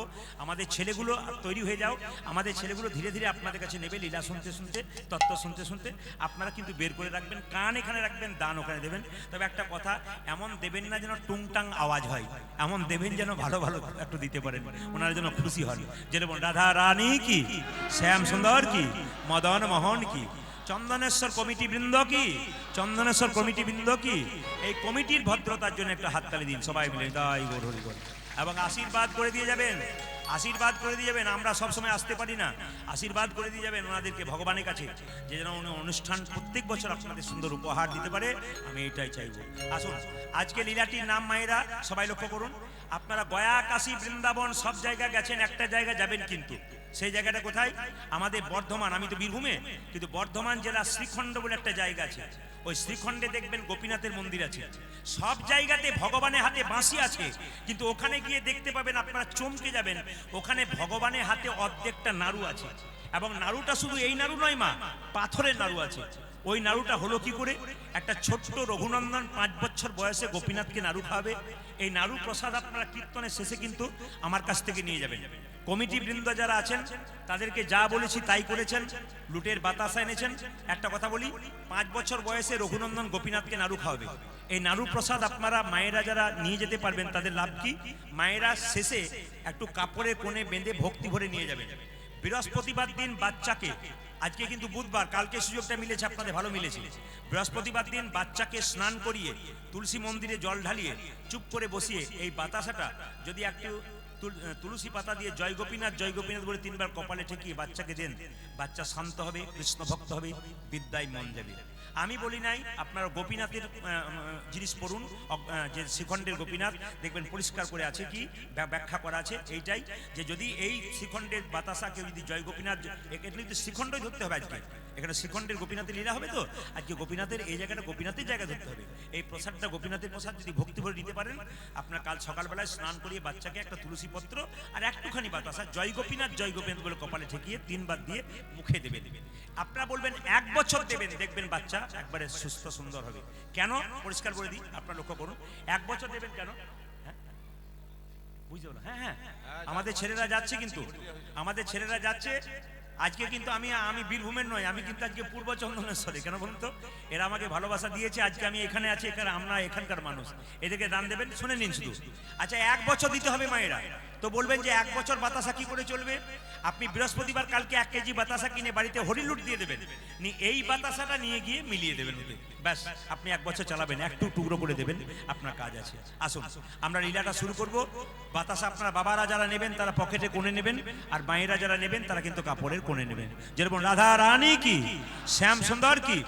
আগে লীলাটা শুনুন, তত্ত্বের মাধ্যমে লীলা বসে বলবো, মন দিয়ে শুনবেন। ও মায়েরা, বর্ধমান জেলা শ্রীখণ্ডের 2 ভাই, বড় ভাইয়ের নাম মুকুন্দ সরকার আর ছোট ভাইয়ের নাম নরহরি সরকার। মুকুন্দ সরকার কবিরাজি চিকিৎসা করে, আর ছোট ভাই নরহরি সরকার তার সঙ্গে কম্পাউন্ডারি করে। একদিন ছোট ভাই বড় ভাইকে বলল, দাদা একবার চলো নবদ্বীপ শ্রীবাসঙ্গনে মহাপ্রভুকে দর্শন করে আসি আর মহাপ্রভুর আশীর্বাদ নিয়ে আসি। লীলা শুরু হয়ে গেল, কিন্তু সবাই লক্ষ্য করুন। 2 ভাই, কি নাম বললাম মায়েরা? মুকুন্দ সরকার আর নরহরি সরকার। 2 ভাই মিলে বললো, চলো আমরা যাই কোথায়? মহাপ্রভুর কাছে শ্রীবাসঙ্গনে একটা আশীর্বাদ নিতে। বড় ভাই বলছে, ভাই এত রাস্তা যাবি কি করে? তখন তো ট্রেন বাসে যোগাযোগ ছিল না, হেঁটে হেঁটেই যেতে হতো, যাবি কি করে? ছোট ভাই বলছে, সাধুগুরু বৈষ্ণবের মুখে শুনেছি, যদি কেউ কীর্তন করতে করতে রাস্তা দিয়ে চলে যায় তার রাস্তা অনেক খাটো হয়ে যায়। সবাই লক্ষ্য করুন, মুকুন্দ সরকার বড় ভাই, নরহরি সরকার ছোট ভাই, দুজনে মিলে চললো কোথায়? সোজা নবদ্বীপ সেবা সঙ্গনে মহাপ্রভুকে দেখবার জন্য। চলুন আমরা সবাই মিলে যাই। আগে যাচ্ছে মুকুন্দ, পেছনে যাচ্ছে নরহরি, কীর্তন করতে করতে। কৃষ্ণ কেশব কৃষ্ণ কেশব কৃষ্ণ কেশব তাই নাম, রাম রাঘব রাম রাঘব রাম রাঘব রক্ষমাম। হরে কৃষ্ণ কৃষ্ণ কৃষ্ণ হরে হরে, হরে রাম রাম রাম হরে হরে। কৃষ্ণ কেশব কৃষ্ণ কেশব কৃষ্ণ কেশব তাই নাম, রাম রাঘব রাম রাঘব রাম রাঘব। উলধ্বনি। হরে কৃষ্ণ কৃষ্ণ কৃষ্ণ হরে হরে, হরে রাম রাম রাম হরে হরে। হ্যাঁ, এইদিকে একটা কথা বলি, খুব সুন্দর আপনাদের পরিবেশ। একটা কথা বলি, বৃন্দাবনের মহারাজজি বলছিলেন, যে যত সমস্যা জানাচ্ছিল আমার এই হয়েছে ওই হয়েছে, মহারাজজি একটা কথা বলে, নাম করো, যত নাম করবে তত আনন্দ পাবে, সব ভুলে যাবে। তাই নাম করুন, কৃষ্ণ কেশব কৃষ্ণ কেশব কৃষ্ণ কেশব তাই নাম, রাম রাঘব রাম রাঘব রাম রাঘব রক্ষমাম। হরে কৃষ্ণ কৃষ্ণ কৃষ্ণ হরে হরে, হরে রাম রাম রাম হরে হরে।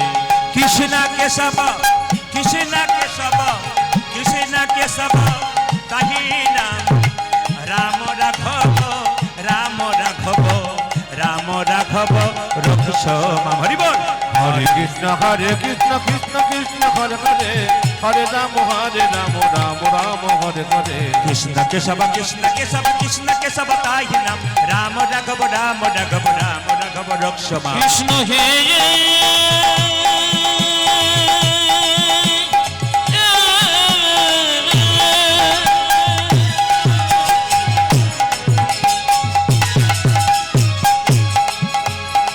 কৃষ্ণ হে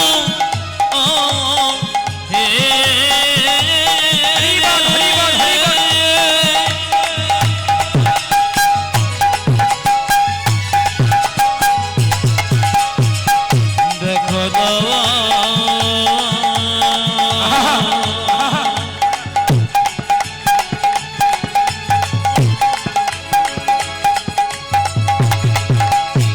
কৃষ্ণ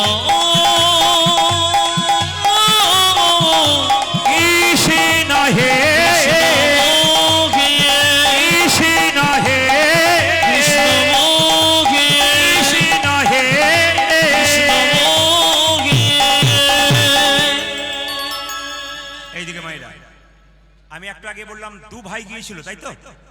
বড় ভাই মুকুন্দ, ছোট ভাই নরহরি। মহাপ্রভু শিবাসঙ্গনে দাঁড়িয়ে এরকম করে দাঁড়িয়ে আছে।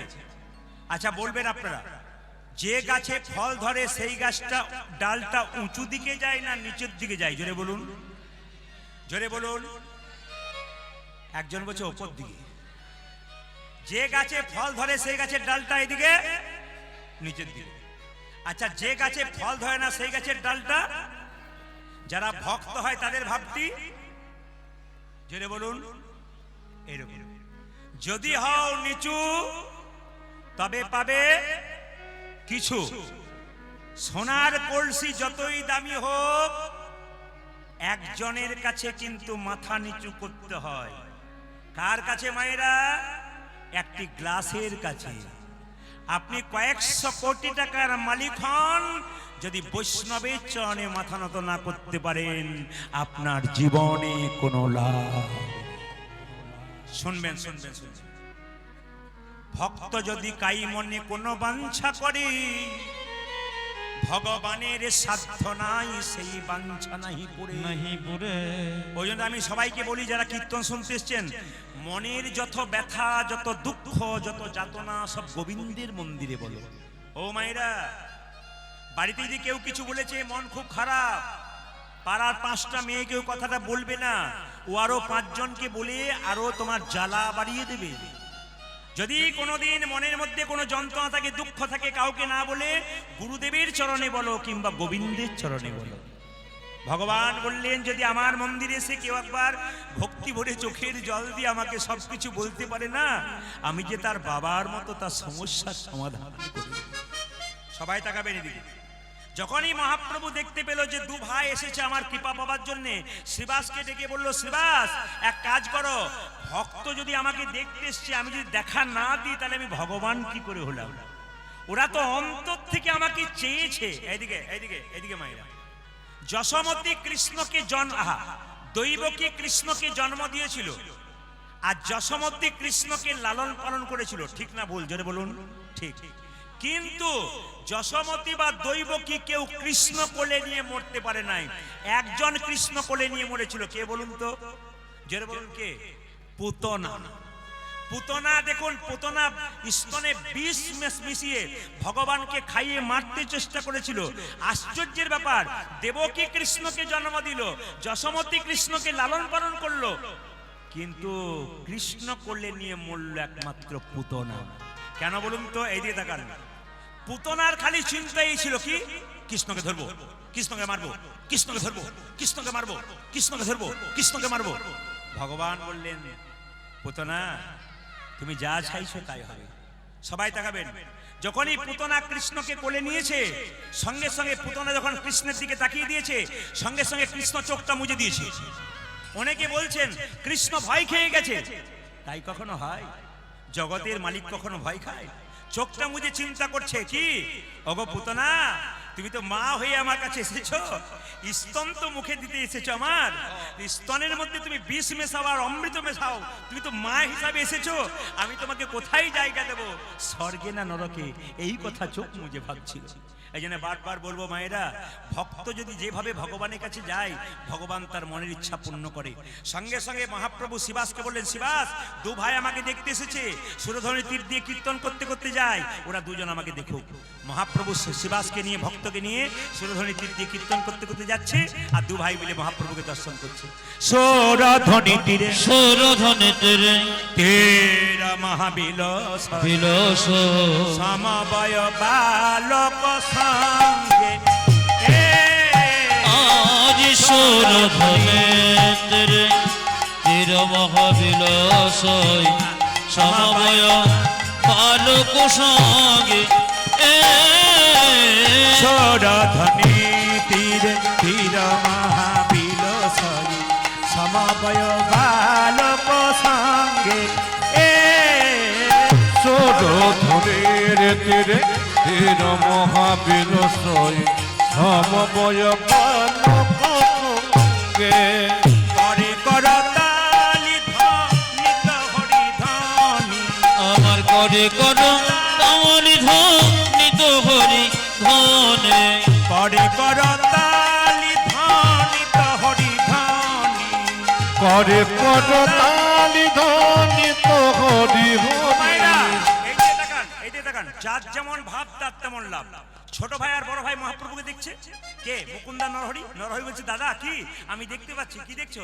ওই তো আমার গোরা না, ওই তো আমার গোরা নাচে, ওই তো আমার গোরা। দেখো দেখো ওই তো আমার গোরা নাচে। শ্যাম দণ্ড বাহু তুলে, ওই তো আমার গোরা না। ওই দেখো হেমি দণ্ড বাহু তুলে, ওই তো আমার গোরা নাচে, শ্যাম দণ্ড বাহু তুলে, ওই তো আমার গোরা না। পূজা দেখে আমি দণ্ড বাহু তুলে, ওই তো আমার গোরা নাচে। একই কথার মধ্যে পেঁয়াজ আছে। ছোট ভাই বলছে আমি দেখছি গোরা নাচে, বড় ভাই বলছে না না তুই দেখছিস গোরা নাচে, আমি দেখছি আরেকজন নাচে, ওই তো গোরাই নাচে। ওই তো গোরা নাচে। ভাইরা, একজন বলছে ওই তো গোরা নাচে, বড় ভাই বলছে না না তুই যা বলছিস আমি মানবো না, ওই তো গোরাই নাচে, গোরাই নাচে, ওই তো গোরাই নাচে। দেখো দেখো ওই তো গোদাই নাচে। ওই তো গোরাই নাচে। ওই তো গোরা নাচে। ছোট ভাই বলছে কোথায় দেখলে রাই নাচছে? বলছে অন্তরে যার শ্যাম নাচে, বাইরে গোরাই।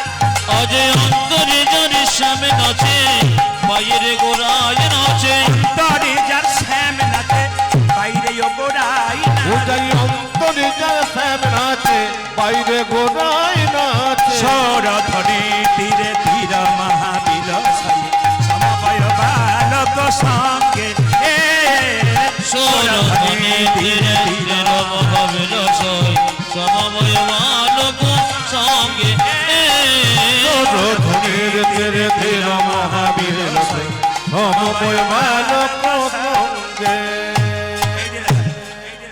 কি হিন্দু হোক কি মুসলিম হোক কি খ্রিস্টান হোক কি জৈন হোক, আল্লাহকে ভজন করি। মুসলিম যারা আল্লাহকে ভজন করেন, হিন্দু যারা ভগবানকে ভজন করেন, কিছু মনে করবেন না। খ্রিস্টান জৈন যারা যীশু খ্রিস্টকে ভজন করেন, আমি একটা কথা বলবো, তিনি কিন্তু এক, ঈশ্বর এক। আমরা বিভিন্নভাবে দেখি। আমি প্রদীপ পাল কীর্তন গান গাইছি, আমার বাবা বললেন ওটা আমার ছেলে, আমার কাকা বললেন ওটা আমার ভাইপো, আমার মামা বললেন ওটা আমার ভাগ্নে, আবার আমার মেয়ে বললো ওটা আমার বাবা। আমি কিন্তু একজনই, খালি বিভিন্ন জন বিভিন্ন নামে আমাকে ডাকছে মাত্র, কিন্তু আমি একজন। ঈশ্বর এক, তাকে যেভাবে ডাকতে পারে যে যেমন ভালোবাসতে হবে। এই জন্য আমি আপনাদের বলতে চাই আমি খুব খুশি আমার কীর্তন জগতে এসে, কারণ আমি দেখেছি অনেক জায়গাতে, প্রচুর জায়গাতে, আমি মুর্শিদাবাদে গান করি, তো অনেক বয়স্ক বয়স্ক মুসলিম বাবারা যারা আছেন তারা চেয়ারে বসে গান শোনেন, এবং এমন এমন জায়গা আছে মুসলিমরা বলেন হিন্দু কমিটিকে আপনারা প্রদীপ বাবুকে নিয়ে আসুন, আমরা কিছু দান করব, টাকা দেবো, তবু ওনাকে নিয়ে আসুন। কেন? এমনভাবে এত মুসলিম ভক্ত আমার আছে যে চিন্তা করার বাইরে। প্রত্যেক এমন এমন ভক্ত আছে যারা সপ্তাহে সপ্তাহে ফোন করে বলে বাবা তুমি আমায় ফোন ধরো না কেন, মানে রেগে যায় আর কি। ভালোবাসাটা কোন জায়গায় গেছে? তার মানে কি এমন কথা বলতে হবে যেন সম্প্রীতি বজায় থাকে, এমন কথা বলতে হবে না যেন সম্প্রীতি নষ্ট না হয়, যেন ভালোবাসার সম্পর্কটা থাকে। ভাই, রক্ত আমাদের সব এক, আমরা সবাই মানুষ। ভালোবাসার ব্যবহার যে করতে পারবে ঈশ্বর তাকে ক্ষমা করবে, আর যে ঝগড়া করবে বিবাদ করবে ঈশ্বর তাকে কোনোদিন ক্ষমা করবে না। ওই জন্য ভালোবাসা তৈরি করুন, প্রেম তৈরি করুন। কে কখন চলে যাবেন কেউ জানে না। ট্রেন আসবার সময় সিগন্যাল দেয় কিন্তু মৃত্যু আসবার সময় সিগন্যাল দেয় না। একটা ওষুধের প্যাকেটে এক্সপায়ারি ডেট লেখা থাকে কখন পর্যন্ত চলবে, আমাদের দেহে কোনো এক্সপায়ারি ডেট লেখা নাই, কখন কে চলে যাবে কেউ যাবে না। রাত্রিবেলায় শোবেন, সকালবেলায় চোখ খুলবেন তো সকাল হবে, আর চোখ যদি না খুলেন তাহলে আপনার জীবনে পরকাল হবে। ওই জন্য বারবার বলবো, কতদিনের জন্য বাঁচতে এসছেন, কে কখন চলে যাবেন কেউ জানে না, অন্তত ভালো ব্যবহারটুকু করে যান, এটা কিন্তু আমি সবসময় বারবার চাইবো। নেতাই গৌর হরি বলে এটাই চাইবো।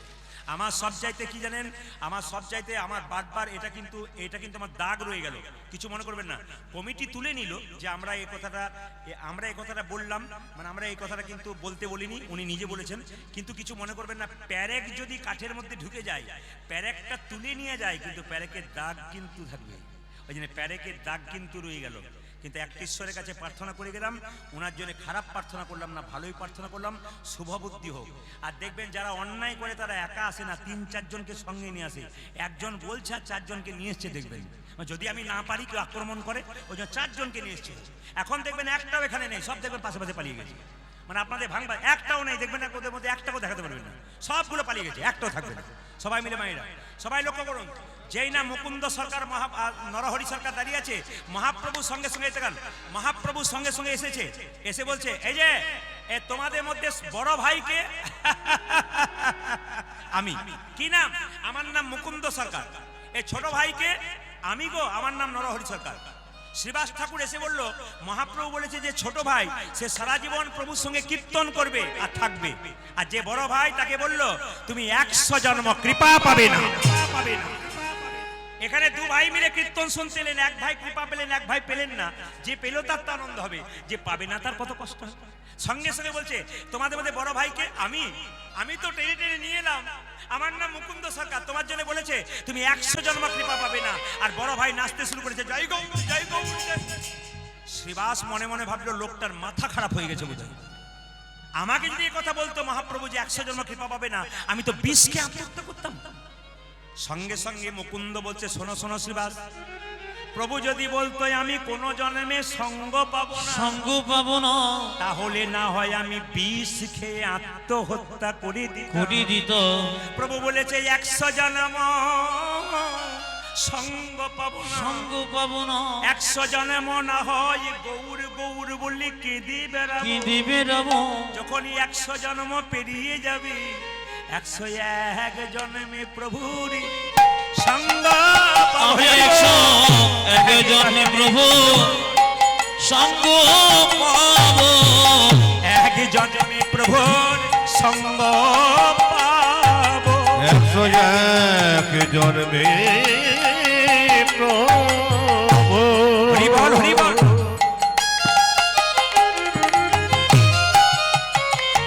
আমি সঙ্গ পাবো, 100 জন্ম কেঁদে বেড়াবো, 1 জন্মে প্রভু সঙ্গ পাবো। আমি 100 জন্ম কেঁদে বেড়াবো, 101 জন্মে প্রভু সঙ্গ পাবো।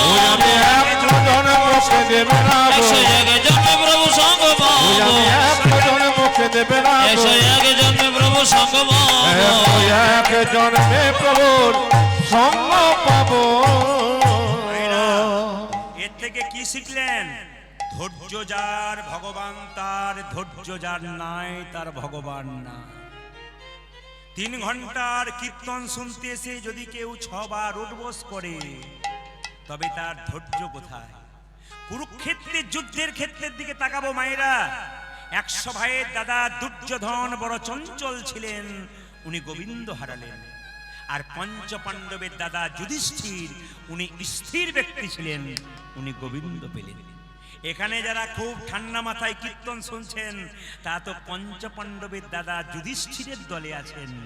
আর যারা কীর্তন শুনতে শুনতে চঞ্চলতা করবে, অস্থিরতা করবে, এরা তো সব দুর্যোধনের লোক হবে। তবে আপনাদের আসলে 5 পাণ্ডবের ভাগটাই দেখলাম, আপনারা কি স্থির হয়ে কীর্তন শুনছেন। মুকুন্দ সরকারকে যখন বলল 100 জন্ম কৃপা পাবে না, মুকুন্দ সরকার চোখের জলে কাঁদছে। ভগবান সব সইতে পারে, ভক্তের চোখের জল সইতে পারে না। তাই ভগবান যখন চোখের জল সইতে পারছে না, তখন মুকুন্দ কাঁদছে। মুকুন্দকে ডেকে মহাপ্রভু বলছে, শ্রীবাস এ মুকুন্দ তুমি কাঁদছো কেন? প্রভু আমার ভাইকে তুমি সঙ্গে রাখলে, নাম করাবে, তোমার সঙ্গে সঙ্গে থাকবে, আমি কি অপরাধ করলাম প্রভু? তুমি আমাকে 100 জন্ম কৃপা করবে না? ভগবান কি সুন্দর বোঝালেন দেখুন।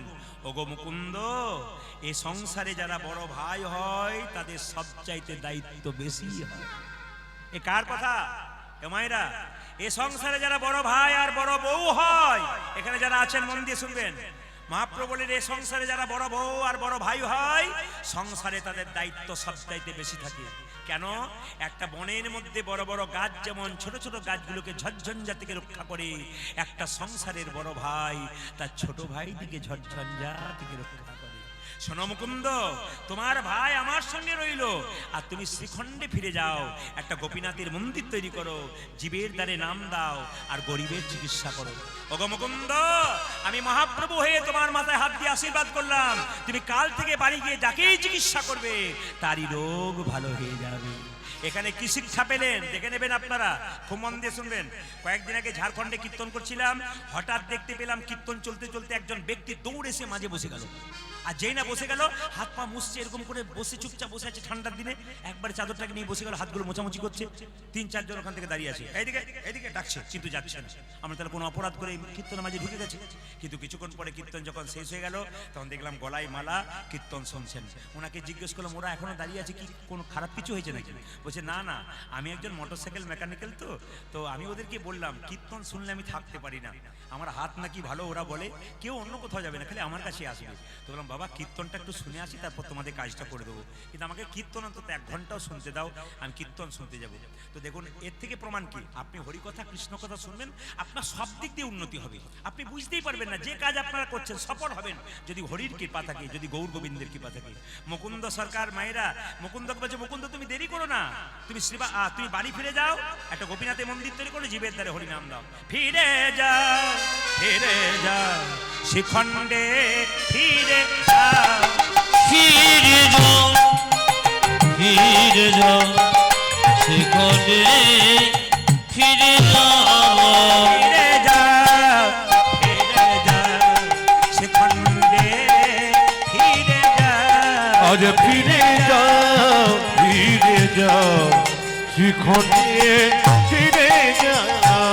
ফিরে যাও যাও যাও ফিরে যাও। ফিরে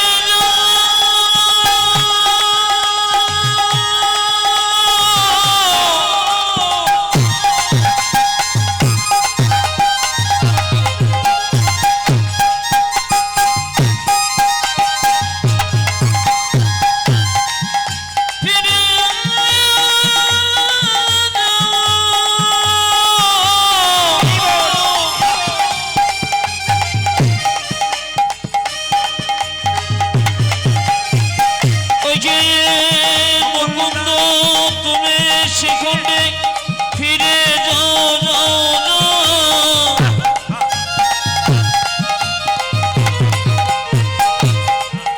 মুকুন্দ তুমি ফিরে যাও ফিরে যাও শিখণ্ডে, ফিরে যাও। মায়েরা মহাপ্রভুর আজ্ঞা পাইয়া মুকুন্দ চলিলা, মুকুন্দ চলিলা। ও যজ মহাপ্রভুর আজ্ঞা পাইয়া মুকুন্দ চলিলা, মুকুন্দ চলিলা। মহাপ্রভুর আজ্ঞা পাইয়া মুকুন্দ চলিলা, মুকুন্দ চলিলা। আমার মহাপ্রভুর আজ্ঞা পায়া মুকুন্দ চলিল, মুকুন্দ চলিল। আবার শিখণ্ড গ্রামেতে আমি শিখণ্ড গ্রামেতে যাচ্ছি, শিখণ্ড গ্রামেতে আজ শিখণ্ড গ্রামেতে যাচ্ছি, উপনীত হইলা, উপনীত হইলা। আমি শিখণ্ড গ্রামেতে যাচ্ছি, উপনীত হইয়া উপনীত হইয়া। বল হরি বল, বল বল হরি বল, বল বল হরি বল, বল বল। হরি বল। গোপীনাথ জিউ কি, জয় গোপীনাথ জিউ কি, জয় গোপীনাথ জিউ কি। জয়। মুকুন্দ সরকার বাড়ি এলেন, একটা গোপীনাথের মন্দির তৈরি করলেন। আপনারা যারা কীর্তন শুনতে এসছেন তাদেরকে বলবো, বেডরুম করবেন, ডাইনিং রুম করবেন, বাথরুম করবেন, সব কুকিং রুম করবেন, কিন্তু একটা রুম করবেন যেখানে ভগবান থাকবে। সবার কাছে নিবেদন। এবং ভগবান মন্দিরটা যেখানে করবেন মা, যেটা যেন ঈশান কোণ হয়। ভগবানের মন্দির কিন্তু সবসময় মাথায় রাখবেন, বাড়ি যখন নতুন করবেন যেন ঈশান কোণ হয়। একটা কথা আমি প্রায়ই বলি, আপনারা ইউটিউবে শুনেছেন, জ্যোতিষশাস্ত্র বলছে ঈশান কোণে বাথরুম পায়খানা করবেন না। ঈশান কোণে যদি কেউ বাথরুম পায়খানা করে, তার শুভ কাজ কোনোদিন হয় না, হতে হতে কাজগুলো ভেঙে যায়। এবার 100% দেখে নেবেন আপনি। সেই জন্য বারবার বলবো, ঈশান কোণে কিন্তু কোনোদিন আপনারা বাথরুম করবেন না। রান্নাঘর যদি করতে হয় তাহলে অগ্নি কোণে করবেন। রাত্রিবেলায় যখন শোবেন তখন দুদিকে মাথা করে শুতে হয়, একটা পূর্ব দিকে অথবা আপনার দক্ষিণ দিকে। উত্তর দিকে শুতে নেই, কেন বলুন তো? মানুষ মারা গেলে উত্তর দিকে মাথা করে শোয়ায়। আর কেন দক্ষিণ দিকে মাথা করে শোয়ানো হয়? মানে দক্ষিণ দিকটা হচ্ছে জমের দোয়া। শুধু তাই নয়, আমাদের আত্মীয় স্বজন যারা মারা গেছে সবাই কিন্তু দক্ষিণ দিকে আছে। এখন দক্ষিণ দিকে পা করে শুলে আমাদের আত্মীয় স্বজনকে অপমান করা হয়। এই জন্য দক্ষিণ দিকে মাথা করে শুতে হয়। আর পূর্ব দিকে মাথা করে শুলে কি হয় বাবা, না শুভ চিন্তার উদয় হয়। আর পশ্চিম দিকে যদি কেউ মাথা করে শোয় তার মধ্যে টেনশন, চিন্তা ভাবনা চলে আসে। এই জন্য সব কিছু একটা নিয়ম আছে, যদি সংসারে করতে পারেন ভালো আছে। যেদিন বাড়ি ফিরে এলো সেদিন শিবরাত্রির দিন মায়েরা, সেদিন শিবরাত্রি, দেখে কিছু মনে করবেন না। 18ই ফাল্গুন নয়, ফাল্গুন মাসের 2 তারিখে শিবরাত্রি আসছে কিন্তু, জোরে বলুন হ্যাঁ না না। আচ্ছা, শিবরাত্রি ব্রত কে কে পালন করেন, জোরে বলুন কে কে পালন করেন? শিবরাত্রি ব্রত পালন করেন? আর বাকি সব করেন না মায়েরা? আচ্ছা বাবারা, সবাইকে বলে রাখি, আমাদের মধ্যে একটা ধারণা আছে যে শিবরাত্রি পালন কিন্তু শুধুমাত্র মায়েরা করবে, বাবারা করবে তা নয়, সবাইকে করতে হবে। কেন? 12 জন বৈষ্ণবের মধ্যে প্রধান বৈষ্ণব হচ্ছে বাবা ভোলানাথ। একটু প্রমাণ দেখে নিন, তাহলে বুঝতে পারবেন শিবরাত্রি ব্রত করলে কি হয়। বলছে বারাণসীতে একটা ব্যাধ ছিল, এইদিকে বারাণসীতে একটা ব্যাধ ছিল, সেই ব্যাধ প্রত্যেকদিন পশু শিকার করত। একদিন শিবরাত্রির দিনেই ও বুঝতে পারে না পশু শিকার করতে গেছে, হঠাৎ রাত্রি হয়ে গেছে, জঙ্গলের মধ্যে পশু পাখি প্রচুর বড় বড় পশু আছে, তারা আক্রমণ করতে পারে, সন্দেহ হয়ে গেছে। একটা বেল গাছের নিচে কিন্তু, বেল গাছের উপরে লোকটি শুয়ে পড়েছে। এখন বেল গাছের নিচে কিন্তু একটা শিবলিঙ্গ ছিল, সারাদিন কিছু খায়নি, উপবাস হয়ে গেছে, বাস একটি পাতা তার হাতে লেগে একবার শিবলিঙ্গে পড়েছে। মায়েরা শিবরাত্রি উপবাস হয়ে গেল, জানতেই পারলো না। পরের দিন বাড়ি গেল, তার স্ত্রী রান্না বান্না করলো, একজন ব্রাহ্মণ এসে বললো আমি সেবা করব, পালন হয়ে গেল। সে যখন মারা গেল তখন যার জায়গা হলো কোথায়, শিবলোকে। যমদূতরা বললো ও তো অনেক পশু পাখি মেরেছে, অন্যায় করেছে, ওকে নিয়ে যাবো ওখানে জমালয়ে। বলছে না না, শিবলোকের দূতরা বললো যে না না, ও যত না পশু পাখি মেরেছে, যেহেতু একদিন শিবরাত্রি পালন করেছে, ওই জন্য তার জায়গা শিবলোকে হয়ে গেছে। এই জন্য আমি আপনাদের বলতে চাই, শিবরাত্রি একটা সুন্দর তত্ত্ব কথা বলবো। ওই পার্টিগুলো এখানে নাই তো, ওই জন্য বলতে আমার ভয় লাগছে। বলবো বলবো তো, পার্টিগুলো নাই তো। তবে আমার এলাকায় যদি হতো তাহলে বুঝিয়ে ফেলতাম যে পার্টি কেমন বটে, কিছু মনে করবেন না। আর অন্য কমিটি যদি হতো না তাহলে বুঝিয়ে দিত যে ও কেমন বটে আর কি, কত ধানে কত চাল সেজে। যেরকম রাধা রানী কি, শ্যাম সুন্দর কি, মদন মোহন কি, হরিবাসর কি, সাধুগুরু বৈষ্ণব কি, গৌর ভক্তবৃন্দ কি, প্রেম সে বলো বাবা ভোলানাথ কি, বাবা ভোলানাথ কি। যেহেতু বাবার মন্দিরে গান, বাবার সম্বন্ধে না বললে বাবা কিন্তু খুব রেগে যাবে। হ্যাঁ সবাই তাকান, বাবা কিন্তু খুব সরল। এইদিকে বাবা মায়েরা, বাবা কিন্তু খুব সরল। একটা সরলতার প্রমাণ দিয়ে দিই। একদিন কৈলাস পর্বতে মা দুর্গা বলছে, স্বামী তুমি কিছু করবে না, খালি বসে বসে খাবে, তোমার কিছু কর্ম না, খালি বসে থাকো তুমি। দেখুন, স্বামী যদি কাজ না করে স্ত্রী বলবে না? দুর্গা দেবী বলছে তোমার কোনো কাজ না, খালি বসে থাকো। লোকে যদি জিজ্ঞেস করে তোমার স্বামী কি করে, আমি বলবো বসে থাকো। এতে আমার কষ্ট হয় না? স্বামী কিছু করে না তো বলছে যে তাহলে আমি কি করবো? বলে কেন, খেতি মানে মাঠে চাষ করো, তোমার অসুবিধা নেই। বলছে মাঠ কোথায় পাবো? বলে গোবিন্দের কাছে যাও, বলো মাঠ দিয়ে দেবে। বলছে আমার তো একটা মাত্র সার, একটা সারের দরকার, কি করবো? বলে গোবিন্দের কাছে একটা গরু আছে, ওটা নিয়ে নাও, তোমারটা নিয়ে নাও, দুটোতে চাষ হয়ে যাবে। ভগবানের কাছে গেছে, আর দুর্গা বলেছে শোনো, গোবিন্দের কাছে বলবে যে চাষ আমি করব, কিন্তু ওপরে ফসলটা আমার আর নিচেরটা তোমার। বলছে উপরে যা চাষ করবো, ওপরে ফসলটা তোমার আর নিচের, ওপরে ফসলটা কার? আমার, মানে বাবা শিবকে বলছে দুর্গা, ওপরে ফসলটা আমাদের আর নিচের ফসলটা ভগবানের। এখন ভগবানের কাছে গেছে, প্রভু বলে কি, আরে বাবা এসেছো তুমি, কি চাও কি চাও? বলে আমি চাষ করতে চাই। চাষ? আচ্ছা কি দরকার? একটা ষাঁড়ের দরকার, মানে গরুর দরকার। বলে আমার গরুটা তুমি নিয়ে নাও, আর তোমার একটা আছে, চাষ করো। বলছে চাষ করবো, তাহলে এক কাজ করো, ওপরের দিকটা কিন্তু আমার ফসলে আর নিচের দিকটা তোমার। বলছে তাহলে কি চাষ করবো গোবিন্দ তুমি বলো? বলছে আলু চাষ করতে। বুঝতে পারছেন? আলু চাষ করলে কি হয়, ভেতরটা ওর হয়ে গেল আর ওপরটা কার হয়ে গেল। এইবার যে না আলু চাষ করেছে, গোবিন্দের গোটা আলুগুলো হয়েছে, আরো বস্তা বস্তা খালি আলু শাক নিয়ে ভর গেছে। এখন সঙ্গে সঙ্গে দুর্গা খুব রেগে গেছে, আর রেগে গিয়ে বলছে এই তোমার ব্যাপার। বলছে তুমি তো বলেছিলে যে ওপরেরটা আমার আর নিচেরটা তোমার, আমি তাই বলে দিছি, ও আলু পেয়ে গেছে, আমি শাক পেয়ে গেছি। এখন বলো না, এবারে যাও, এবার বলো।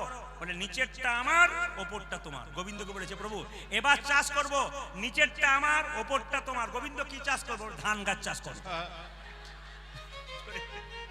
রাধা রানী কি, শ্যাম সুন্দর কি, মদন মোহন কি, হরিবাসর কি, বাবা ভোলা কি, সবাই লক্ষ্য করুন যে যেখানে বসে আছেন।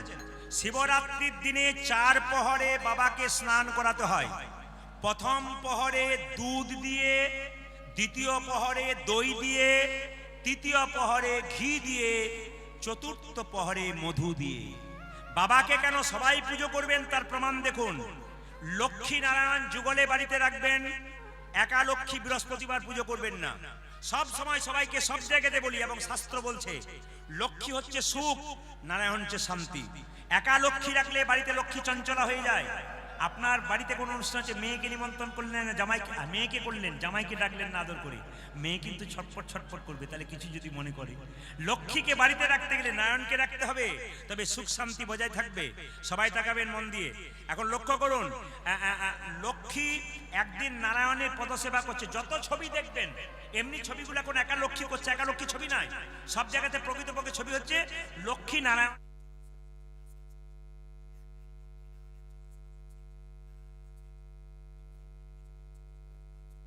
স্বামী, আমি কি সত্যি তোমার প্রিয় হতে পেরেছি? আমি যে তোমায় বিবাহ করলাম, আমি কি সত্যি তোমার প্রিয় হতে পেরেছি? বলছে হ্যাঁ হ্যাঁ, তুমি আমার প্রাণ প্রিয়। বাবারে, তোমার চাইতে প্রিয় আছে। তবে শোনো লক্ষ্মী, সব চাইতে বেশি প্রিয় কারা জানো?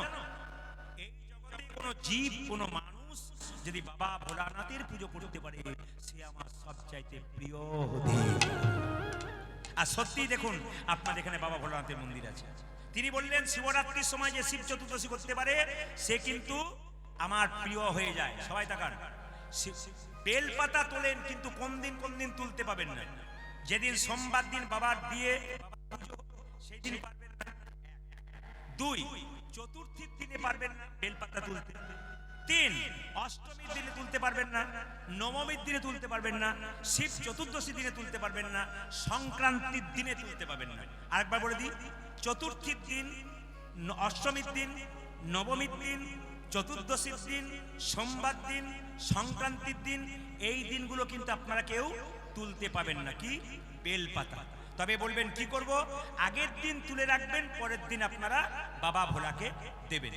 দ্বিতীয়, যেই না বলেছে শিবের পুজো করলে সে আমার সবচেয়ে প্রিয়, লক্ষ্মী দেবী বৈকুণ্ঠে একটা সুন্দর সোনার শিবলিঙ্গ তৈরি করে পুজো আরম্ভ করবে। তখন বাবা ভোলা তখন স্বামীকে বলল, স্বামী তাহলে পুজো যে করব, মন্ত্র কোথায়? মায়েরা বাবারা সবাই শিখে নিন শিব পূজার মন্ত্র কি। যে 5 অক্ষরের মন্ত্র দিলেন কানে কানে নারায়ণ, কি বলল? শুধু বলবে নমঃ শিবায়, নমঃ শিবায়, নমঃ শিবায়। এই 5 অক্ষরের মন্ত্র বললেই বাস, আর কিছু না। বলছে শিবের সবচাইতে প্রিয় জিনিস কি? আপনারা বলবেন আকন্দ ফুল, না। আপনারা বলবেন বেলপাতা, না। শিবের সবচাইতে প্রিয় যেটা গোপনে কেউ জানে না, শাস্ত্র বলছে, নারায়ণ লক্ষ্মীকে বলছে শিবের সবচাইতে প্রিয় ফুল কি জানো? প্রিয় ফুল হলো পদ্ম ফুল। প্রত্যেক দিন লক্ষ্মী দেবী তুমি 100টা পদ্ম ফুল বাবা ভোলাকে দাও, আর বাবা ভোলা যদি সন্তুষ্ট হয়, তুমি আবার আমার তার চাইতে আরো প্রিয় হয়ে যাবে। প্রতিদিন লক্ষ্মী দেবী সকালবেলায় সরোবর থেকে 100টা করে পদ্ম ফুল তোলে, শিবলিঙ্গে পুজো করে। 1 বছর পেরিয়ে গেল মা, সবাই তাকান। 1 বছর পর বসে বসে যখন ধ্যান করছে শিবলিঙ্গের, চোখটা মুজে বাবা শিব নিজ মূর্তি ধারণ করে 100টা ফুলের মধ্যে 2টো ফুল তাড়াতাড়ি সরিয়ে নিল। এখন জানতে পারলো না মা লক্ষ্মী যে 2টো ফুল সরিয়ে নিয়েছে বাবা ভোলানাথ। হঠাৎ তখন চিন্তা করলেন, তাহলে পুজো করতে করতে উঠতে নেই। খুব মাথায় শিক্ষা দেখুন, লক্ষ্মী মনে মনে ভাবছে, আমি তো জানি শাস্ত্র বলেছে, প্রভু বলেছেন যে পুজো করতে করতে উঠতে নেই। যার অভাব কিছু থাকার না থাক, পুজো করতে করতে কিন্তু উঠতে নেই। তাহলে এক কাজ করি, 100টা ফুল দিতে হবে, তো 98টা আমি দিলাম, আর 2টো তো কই, তাহলে কি হলো বাবু, আমি বুঝতে পারছি না। বিষ্ণু একদিন বলেছিলেন, লক্ষ্মী দেবী তোমার এই বক্ষ যুগল হলো পদ্ম ফুলের মতো। তাহলে স্বয়ং বিষ্ণু যদি বলেন আমার বক্ষ যুগল পদ্ম ফুলের মতো, তাহলে 98টা পদ্ম দিয়েছি, আর এই 2টো বক্ষ পদ্ম আমি শিবকে দেবো। যেই না কর্তন করতে যাচ্ছে, কাটতে যাচ্ছে, অমনি বাবা ভোলানাথ নিজ মূর্তি ধারণ করবেন। মা, এ তুমি কি করছো? আমি তোমার ফুল 2টো নিয়ে নিয়েছিলাম, তুমি আমাকে ওই বক্ষটা কর্তন করে দেবে না? তবে একটা কথা বলি, আজকে তুমি আমাকে একটু আশীর্বাদ করো। লক্ষ্মী দেবী বলছে, তুমি তো বৈষ্ণব, তোমাকে আশীর্বাদ করতে হবে। তখন সঙ্গে সঙ্গে বাবা ভোলানাথ বলে, তোমাকে আশীর্বাদ করলাম। কি আশীর্বাদ? তোমার ওই শ্রী অঙ্গ থেকে, মানে তোমার শরীর থেকে, লক্ষ্মী দেবীর আরেক নাম শ্রী, তোমার ওই শ্রী অঙ্গ থেকে শ্রী গাছ তৈরি হবে। শ্রী গাছ মানে কাকে শ্রী গাছ বলে মায়েরা? শ্রী ফল যদি বেলকে বলা হয়, তাহলে বেল গাছকে শ্রী গাছ বলা হয়, আর বেল পাতাকে শ্রী পাতা বলা হয়। বলছে তোমার ওই শ্রী পাতা আর তোমার ওই শ্রী ফল এত অমৃত হবে, তোমার যেমন বক্ষের সুধা, সেরকম অমৃত ফলের মতো স্বাদ হবে কার? বেলের। এবং বেলের মধ্যে অনেক উপকার হবে। ওই জন্য বেল যদি কেউ প্রতিনিয়ত খায় বাবা, তার অনেক উপকার হয়। তখন সেই দিন থেকে বাবা ভোলানাথ বলে উঠলো, আমি তোমাকে এই আশীর্বাদ করলাম। আশীর্বাদ ক্ষমতা আমার নেই, কারণ তুমি তো স্বয়ং ভগবানের প্রিয়া আমার। তবে তুমি যখন বললে, তখন এটুকু বললাম যে তুমি সত্যি আজ থেকে প্রভুর প্রিয় হতে পারবে। সেই দিন থেকে বাবা ভোলানাথ আশীর্বাদ দেওয়ার পর লক্ষ্মী দেবী নারায়ণ তাহলে স্বয়ং নারায়ণ যদি বলছেন যে শিব চতুর্দশী আমাদের দিকেও পুজো করতে পারে ভক্তি করে, তবে সে আমার নিতাই গৌর হরি বল বলে প্রিয় হতে পারে। সবাই লক্ষ্য করুন মায়েরা, মুকুন্দ সরকার বাড়ি ফিরে এলো।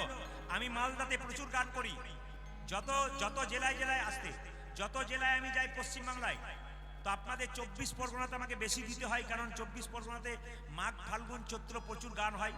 এই জন্য মোটামুটি 10টা করে ভাগ আপনার 30 দিনে 30টা পান, মানে মাঘ মাসে 10টা, ফাল্গুন মাসে 10টা, চৈত্র মাসে 10টা। যদি ইচ্ছা হয়, প্রভুর কৃপা হয়, বাবার কৃপা হয়, আমি 30টা কীর্তন এইদিকে করতে পারি, কিন্তু আমাকে সব জেলাকে ভাগ দিতে হয়। তার মধ্যে সেকেন্ড জায়গায় পড়ে কিন্তু মালদা। মালদাতে প্রচুর ভক্ত, মালদা, উত্তর দিনাজপুর, দক্ষিণ দিনাজপুর, তারপর পুরুলিয়া, বাঁকুড়া, বীরভূম আমাদের ভাগে পড়ে। উত্তর দিনাজপুর ওগুলো সব কেটে কেটে, কেউ সারা বছর 2টো গান পেল, কেউ সারা বছরে 1টা পেল, কেউ সারা বছরে 4টে পেল, এমনি করে ভাগ করে পায় আর কি সব জেলাতে। আপনারা বেশি পান দক্ষিণ 24 পরগনাতে, উত্তর 24 পরগনার মানুষ বেশি পায়, এবং মালদাতে পায়। মালদার একজন মুসলমান রাজা ছিল, তার নাম কি? নবাব হুসেন শাহ। তার একবার পেটের যন্ত্রণা হলো, সে বলল কে আমার পেটের যন্ত্রণা ভালো করতে পারে? একজন বলল নবাব তোমার পেটের যন্ত্রণা ভালো হবে, তুমি শ্রীখণ্ডে যদি তুমি মুকুন্দ সরকারের কাছে যেতে পারো, বড় কবিরাজ। তবে হ্যাঁ, সে কিন্তু বড় লোকের চিকিৎসা করবে না, তুমি তো নবাব, তোমাকে ফকির সেজে যেতে হবে, দেখবে তোমার রোগ ভালো হয়ে যাবে। এত বড় বাংলার নবাব হুসেন ফকির সেজে যাচ্ছে, বলে আমি তো হুসেন সাহেব বললে হবে না, আমাকে ফকির সাজতে হবে। তাই ফকির সেজে যাচ্ছে কোথায়? শ্রীখণ্ডে।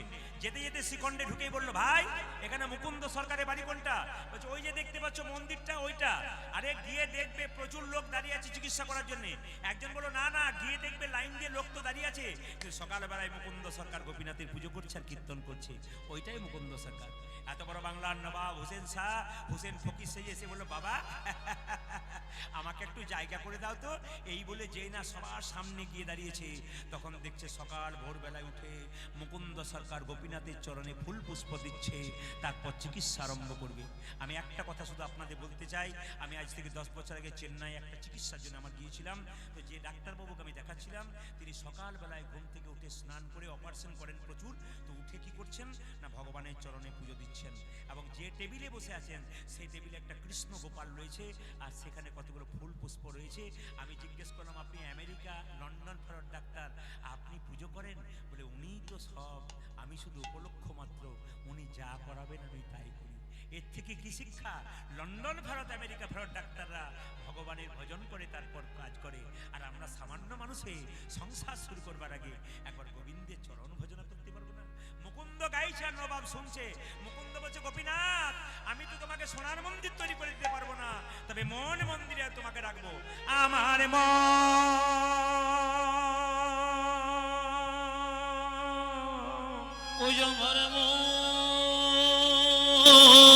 আমার মন মন্দিরে তুমি মদন মোহন দাঁড়াবে গো।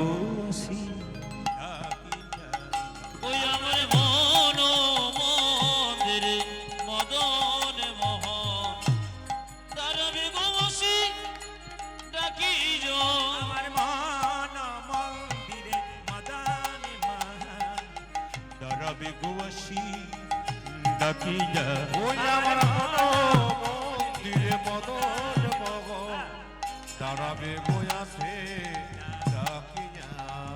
কাঁদিয়া কাঁদিয়া তব না